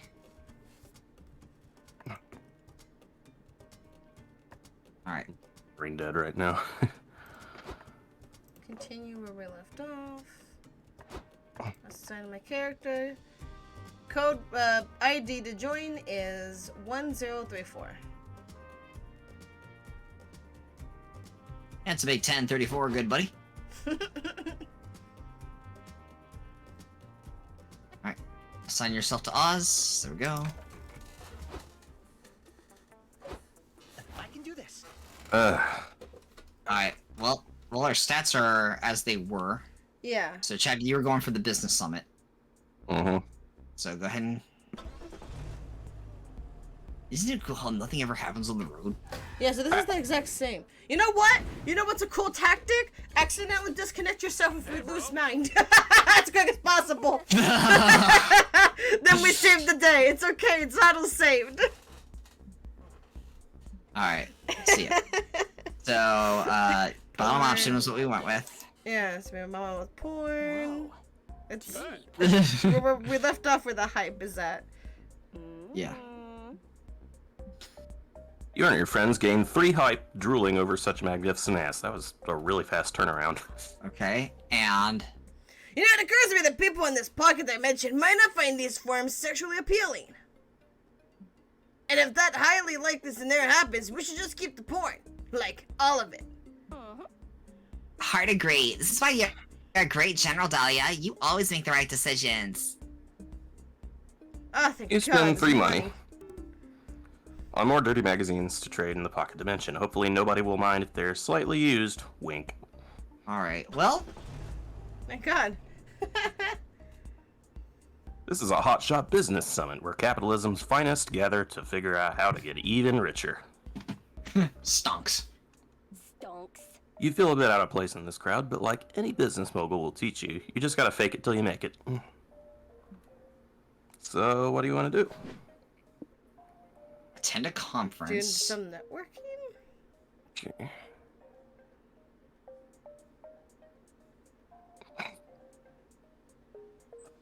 Because I've seen the pitch your business ideas one. I think doing some networking would be a good call here. Okay. You're chilling at the summit when you spot your friend Vera among all the business tycoons. Hey there. Hey, chap. You're networking here? Who would have thought? What's your strategy going into this? Maybe I can give you some business advice on how to create powerful synergies. Well, I brought business cards. They say chap in flaming ink, and there's a drawing of me saying a dragon with my briefcase. Slaying a dragon with my briefcase. Oh my god, what? Ugh. Who was it this time? Chat. Mm. Ugh. Take however many this is now. 3? This is... Take number... Are you counting the first stream? I did. Because I've that lost would make count. that would make it take 4. 2. Take 4. 14, 15. Okay. All I'd say for me that's strike 2. It's getting too late for me to care. Mm. Alright, we're going. Come on. Remember your driving lessons. Alright. Oh my fucking god. So, like, which one felt like the better choice for this? I feel like Maybe go on. maybe magic. Go the magic route. Yeah, the magic route, because that'll help at least keep some of our things that are lower a bit higher. So, summon the egg. Mama like it. No, mom. Chap wants the porn. Whoa. Oh, I just went on autopilot. It's okay. Hey. Go for it. Just go ahead and skip through all this. I'm just trying to get back. Hopefully, I just wanted to get back where I was. that's fine. That's fine. Hopefully, this choice affects and we see the porn come up again at the ending. That'd be funny. Stonks. Alright, do some networking. The flaming There. briefcase. There we go. Really? Here we go. Seriously, your stupid doodle isn't gonna get you anywhere. Hey, cool business cards. A drunk businessman says suddenly. Listen, I got a good feeling about you. Want to be an executive supervisor at my company? Not bad. Okay, fine. I gotta admit, not bad. But don't stop there. Use this new position to leverage yourself into a better one, and don't be afraid to play dirty. Okay, you fudge your resume and show it to the department head of this company. Wow, said the department head. You mastered photo editing, went to space, and fucked my dad in the presents.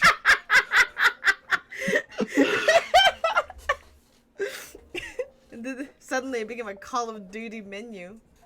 Oh my god. You're obviously overqualified for this position. You should be gunning for CEO. I'll write you a recommendation letter. What? Sweet. You walk over to where the board of directors is sitting and show your rec letter to the CEO. Impressive work, kid. It takes guts to fuck the department head's dad, says the CEO. Man. We might have a spot for you in our ranks on the board, but you'll need more than a rec letter and an impressive body count to show you're worthy of it. You've almost conquered the corporate ladder, chap, in over like 5 minutes. Now just convince these geezers to give you the highest position. Forge a birth certificate tied to Fortune 500 CEO so you can bask in the raw power of nepotism. Shatter the glass ceiling with a rock.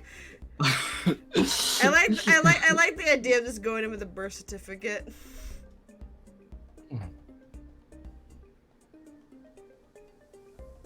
I mean, you came in with like a business card.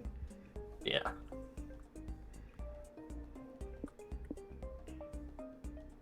But that might cost soul. But I don't know what the bottom one would cost. And we gotta be careful with mind. Yeah. Maybe I just pick the top one for safety, because I feel like the top one is soul. Yeah. Would make sense. It's me, your long-lost son. I've searched everywhere for you. What? The board members ask. How do we know you're telling the truth? Do you have proof?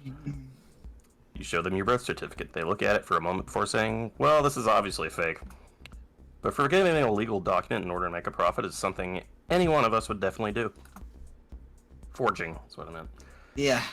Could it be that you are our long-lost child? Our long lost child? You're all missing a child? All 6 of you? Maybe. Who knows? We're all too busy and heartless to pay attention to our families. Oh no! Oh, gosh. Besides, we tend to get shit-faced at these events and have business casual orgies, so accidentally making a mutual child between us wouldn't be unbelievable. Really? So you think Chap is the offspring of a weird culprit group fuck? Sure, it makes more sense than him lying about this. No one could be so corrupt as to get promoted via forged nepotism, but a child of ours. Not bad. Wow, my disgust is only surpassed by my respect for the hustle, Chap. Bravo. Looks like rich shareholders are even more idiotic and out of touch than you thought. Not comforting at all. Oh. Okay, well, You you were lose right. 4 soul for your lies, but you're offered the esteemed CFO position, corporate fuckfest offspring. Nice. You earn 4 money. CFO, amazing. I Alright, have to remember that one. Yeah, Zoe enters the scene. it's a me. A museum I need full some- of caterpillar wonders. Caterpillar. Let's... Well, we can get magic. Oh, alright, let's get wet. I like your nail polish, Ravi. Thanks! It's cockatrice blood. Chic. On a hot sunny day like this, a lake visit is the perfect way to beat the heat. No sharing. It's also the perfect excuse to see your hot friends in swimsuits. Not that you were fantasizing about that this whole time. Nope, definitely not. Anyway, what do you do now you're here? Magic. Oh, seashells. You, Scott, and Polly said about collecting seashells as a little memento of your trip together. Check the shell out, Scott. Hold it up to your ear. Ooh, does it sound like ocean waves? No, better. It sounds like vaporwave music. How the shit? Polly's shell is covered in grid lines and inexplicably fills you with 90s nostalgia, so that makes sense. Huh? That's cool. I found the shell, but I'm not sure if it's a seashell. It looks more like a lake shell to me. Stellar deduction, buddy. You show your friends the shell you found. It's beautiful and small and swirly, and it suddenly starts crawling around your palm. Cool, Shay's shell is haunted. Nah, it's not haunted. She just found a hermit crab. Yeah, and sorry to be a buzzkill, but we can't let you take that shell. As lifeguards of this lake, we can't let you mess with the local wildlife. Yeah, it could be bad for, like, the environment or something. Dude. Plus, having a bunch of sad, homeless hermit crabs around would really harsh the vibe around here. Oh. Oh no, you're right! We don't want to be hermit crab homewreckers. What if Shay treated the hermit crab something for its shell instead of just taking it? Sure, as long as this is a fair and square exchange of goods and not a death situation, we're cool. Fair enough. What do you give the hermit crab in exchange for its shell? This shell is the crab's house, so the only fair thing to do is give the deed to your own house to the crab. Make a pact to give the crab your first child? The bottom one is definitely soul. The top one I think is probably money? That's my thought.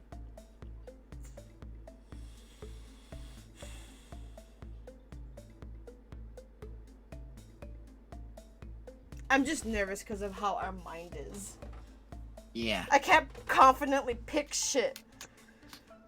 I I am not joking. If I see negative mind, I am closing this game so fast. I am not joking. I would do it.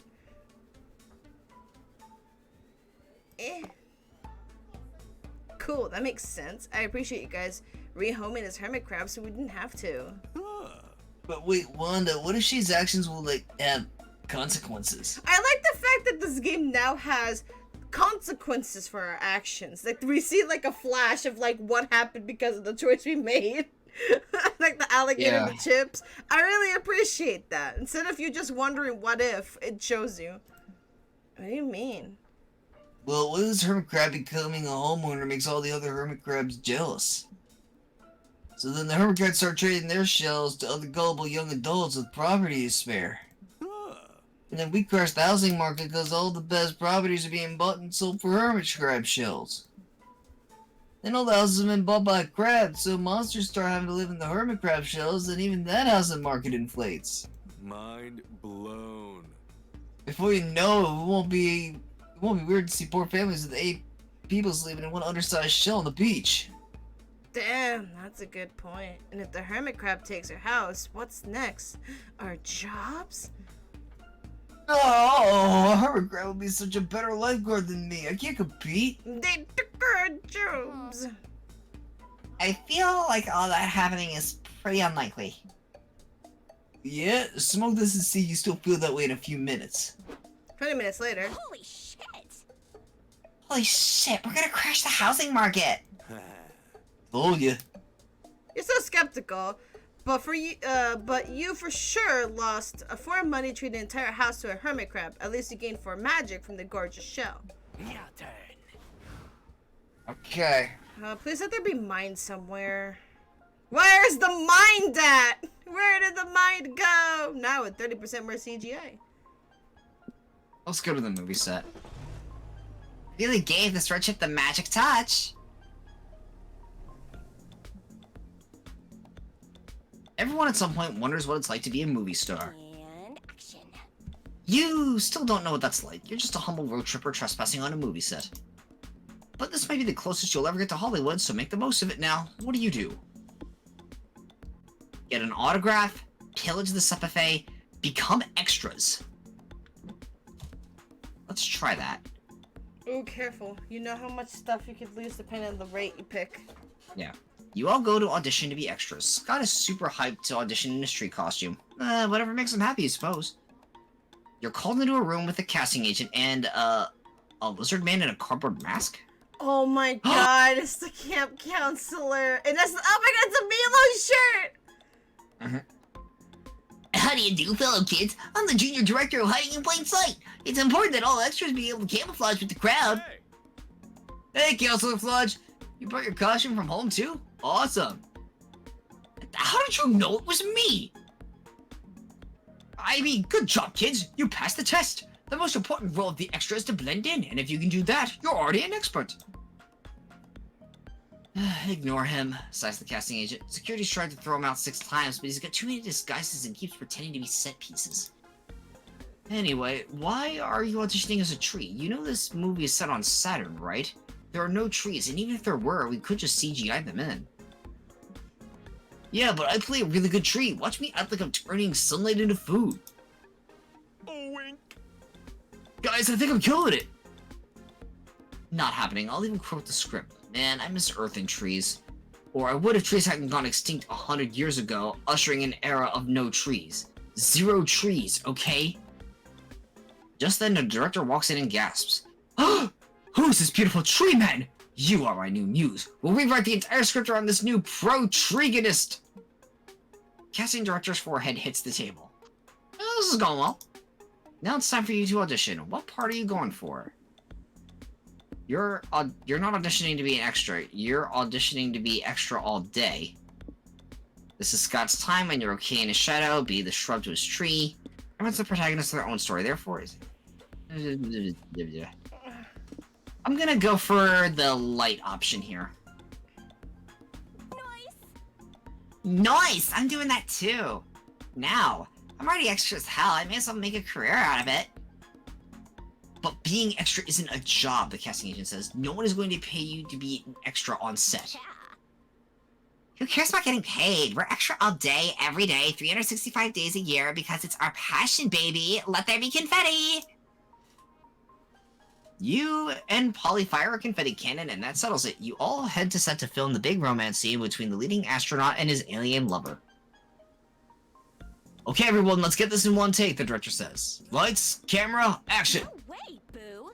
No, Boo, you gotta say it like this. Cue spotlights, roll the camera, put your hands together, ladies and gentlemen, and etc. And action! I'm a tree. Hi, everybody, I'm Scott, and I'm a tree. You can call me Tree Scott for short. cut! The tree doesn't have any lines, and even if it did, it wouldn't introduce itself like that. Really? I think moves would be a lot easier to follow if all the characters introduced themselves at the beginning you've ever seen. Trees got to be introduced by riding a jet ski through a set wall, then your scene would be extra memorable. Wow. You are really bad actors, but I'm so captivated by Tree Scott that I might want to try that jet ski thing out. Producer, bring me more budget! Thanks to your extra suggestions, this movie ends up featuring 100% more exploding hyenas, and Tree Scott rap battles the antagonist's corpse in the finale. You don't get paid since you were never hired in the first place, and you lose 3 stamina, because Scott insists on doing his own stunts, but you do gain 3 hype. Alright, that's not bad. Might take a short In the switching yard. power nap. I'm going to the haggling stand. Yeah, I was gonna do that. Yeah. So we don't touch the bus stop because that's just gonna. Yeah. You two can go to the car. Or Chap could probably talk with Scott. True. Wait, but that's gonna set the chaotic thing. Do we want that boost? Of the 4? 4 minus 4 plus? I don't know. I don't think actually. No, one of you should go to the car for certain. I'll do it. Yeah. Alright. Yeah, Chap, go ahead and talk with Scott. Why not? Some time to update my fanfic. Alright. I need on. my 14 hours of sleep. Do you, Hey, I'm running a special just for you. do you want me to take out the guy? You're gonna have...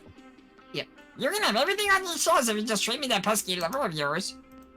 What do I need it for? You don't need to know. Less talking, more liver removing. Fine, but I'll get you next time, yep. Everything else to trade. Okay. Gas canister. The gas canister is magic. Postcard. Which we need. Postcard is soul. If it says postcard for mom, it's soul. The dragon heart is hype, and the credit card is money. Dragon heat is what we'll trade away. Mind control lessons. Mind control lessons. Let's see. Mind control lessons.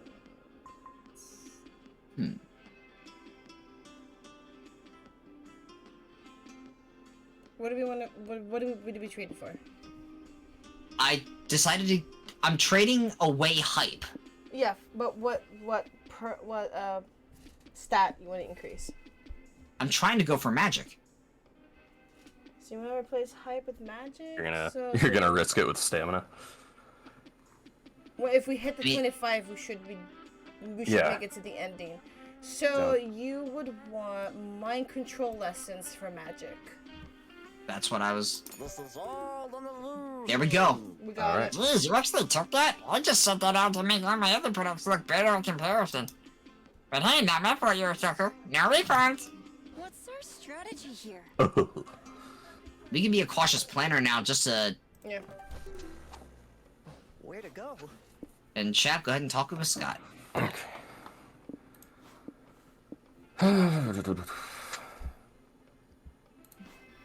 My friends are the best. Hey, I love cheering them on and all they do. Like Damien getting better at arson, or Vera getting better at crimes, or Liam getting better at irony. go team! I mean, you know I love sports, so I can tell you.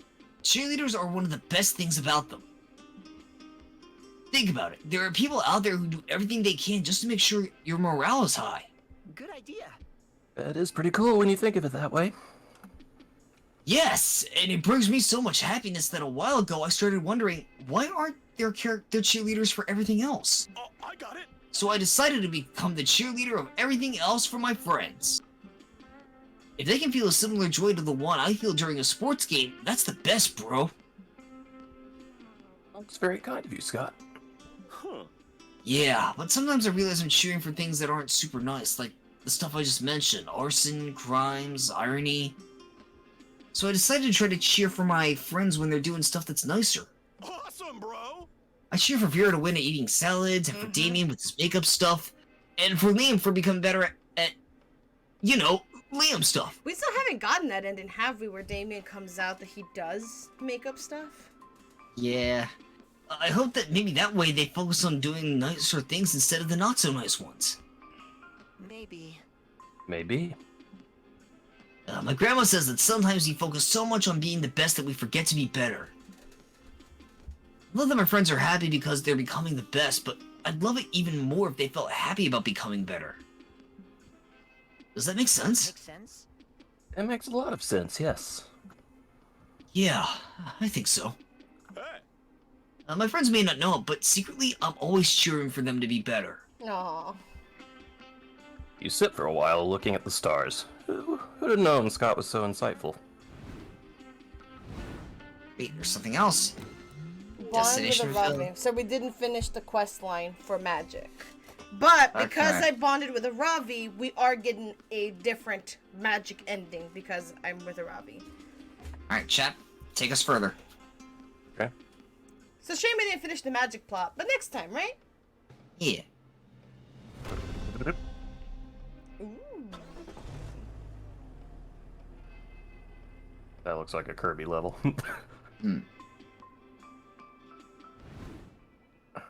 Road trip comes to an end. Holy shit, this is Wow, so what is beautiful this? looking. Oh, wow. Wow. Chap, go ahead. You cross the magic portal and end up in a whimsical land full of magic and wonderful art. Apparently, these domains were created by a powerful spell years ago. What was the purpose of that spell? To imprison an ancient evil? To produce a source of power? To build a very big storage room? You may never know. You only know one thing for sure. You're here now, and you're ready for a big adventure. This is where your road trip ends, but a whole new journey begins. Good thing you have the best adventurer of all with you, Aravi. She knows how to cook, stuff that's actually edible. She has like 40 different weapons with her. She carries them all as a mystery to you. She has protagonist energy and bulky plot armor, which may keep you away from actual danger. Your chances of survival are way higher than if you were only here with Polly and Scott, that's for sure. She was born to be the star of a quest like this. But that might be good. Being the supporting character of someone else's journey for once sounds quite okay. And that wasn't all. Everyone is so happy to have arrived at Dream Dominions. Everyone but you, that is. Uh-oh. You see, as you were getting closer, you realized you forgot your cool sunglasses at home. Oh no. Dang. Those sunglasses are so cool, and you wanted to wear them in the many pics you're sure to take at Dream Dominions. It's just some silly sunglasses. But then again, you feel they will cover all your insecurities with their mystifying awesomeness. Fake it till you make it. So, you finally decided it wouldn't be that bad to quickly hitchhike your way home and then back. How long could that take? Oh no.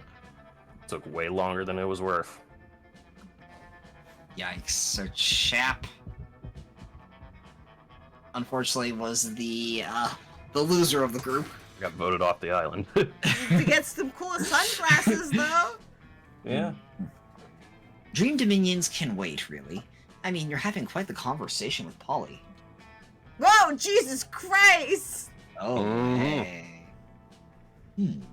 Feathers? Yeah, tickle sex is weird, but a lady must try everything at least once in an afterlife. A penguin mask? I'm joking. But it's hard to think of anything that catches you off guard, girl. You betcha. You munch on the pizza you two are sharing while you play this little game in the car. I know. A globe! Just one? I've had sex using all sorts of gloves. Winter gloves, construction gloves, mittens. No, a globe with a B. Ah, yes, definitely. And you'll never guess how that one went. Let me tell you. She leans into you and whispers it into your ear. Her warm breath tickles your ear. Ooh. You're alone. Just the two of you. She doesn't need to whisper it. Maybe she's flirting? Nah, here's just imagining things. When she finishes, you almost choke on your pizza. Fuck, that story was strange and yet incredibly provocative. Okay, I give up. She looks at you for a hot second with such intensity that, dang, she should use protection before looking at someone like that. Let me think. Something that has never played a part in a wild poly night. Pizza. Now you definitely choke as she places her hand on your thigh, still holding that. Me? Nah, boo. Been there, done that. Let me show you. Oh shit. And she leans closer to initiate what is bound to be a very long night. Wow, Dang! chicka, wow, wow. I know, someone got laid. Your adventures in the Dream Dominions are legendary, and all of your party members you raised to the occasion in ways you didn't expect. It's as if you were the chosen hero all along, but you never knew. Oh! That art is so cool! Shay the Merry. Whenever you go, friends are made and happiness follows. You have a laughing heart, always ready to connect with everyone you meet. You know what it's like to be feared for being different, so you always try to understand other people. This is noble of you, since the truth is that you hide an incredible power capable of destroying any foe, and yet you always choose to first see if a foe can become a friend. Songs will be written about your heroic feats. Well, dang. Oh, me and Chap tied for second, and they fucking gave Chap the shitty ending. I think it's because he didn't romance anyone, that's why. I mean, No romance it's just for like, him, it's so they're just, like... it's just like real life, you know? No romance, so they were like, go get some sunglasses, and it's like, come on, man! Yeah. Alright. Shy guy plays the shy monster. And just like that, the road trip came to an end. It was full to the brim with danger, fun, and utter nonsense. Nice. It was everything we could have expected from a trip with Polly and Scott, and then some. We not only survived the whole thing, but we conquered it and came out different people. It all turned out to be a pilgrimage into self-discovery, a rite of passage, a quest for growth. That is to say, a fucking good road trip. As we were heading back home, I thought about how all of this was just one of the first stops in a much bigger journey that was only just beginning. And here's the ending. Oh yeah, this is the streamer-friendly song.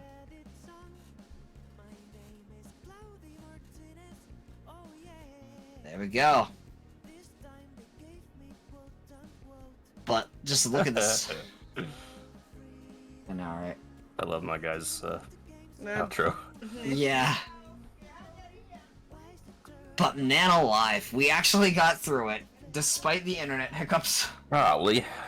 And power outage. Thank you for putting that to bed so soon. You can now play Prankmaster mode, it says for me. Yeah, I'm quite interested in knowing that.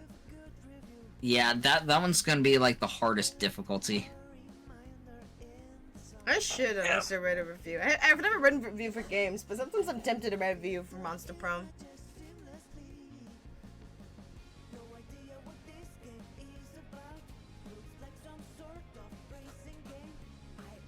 This is not this copyright-free song, though.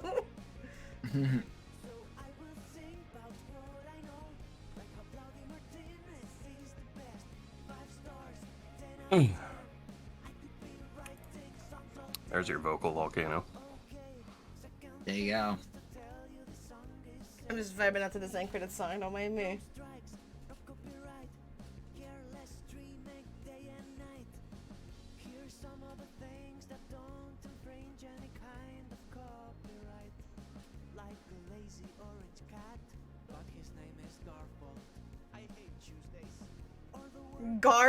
Garf Bald, who hates Tuesdays. Oh my god. That's literally the lyric!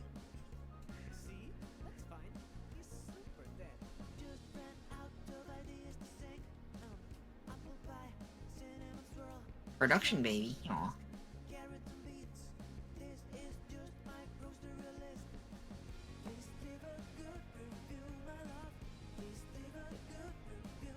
See, Hex is shown, so I wonder if we do see Hex in this game. It's just that you gotta do a certain event for it.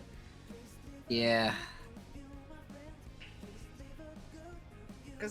So, for Magic, we got 2 marks for that ending. We haven't completed that ending. We needed to finish the Magic plotline to have, I guess, the true Magic ending?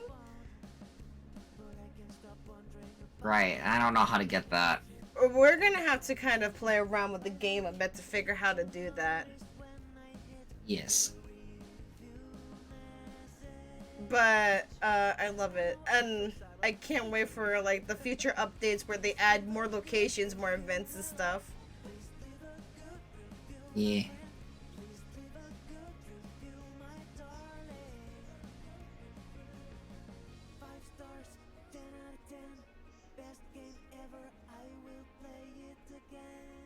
I would play it again. I will play it again. Yes, I will too. This game's great. I love Monster Prom, and I'm glad I'm able to share my love for Monster Prom with fellows. Because you don't know how long I've been alone playing Monster Prom games, man.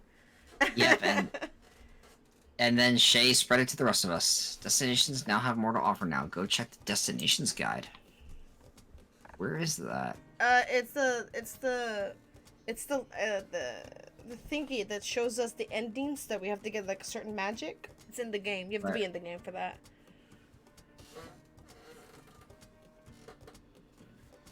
But yeah, I can't wait to see how the other endings are and such.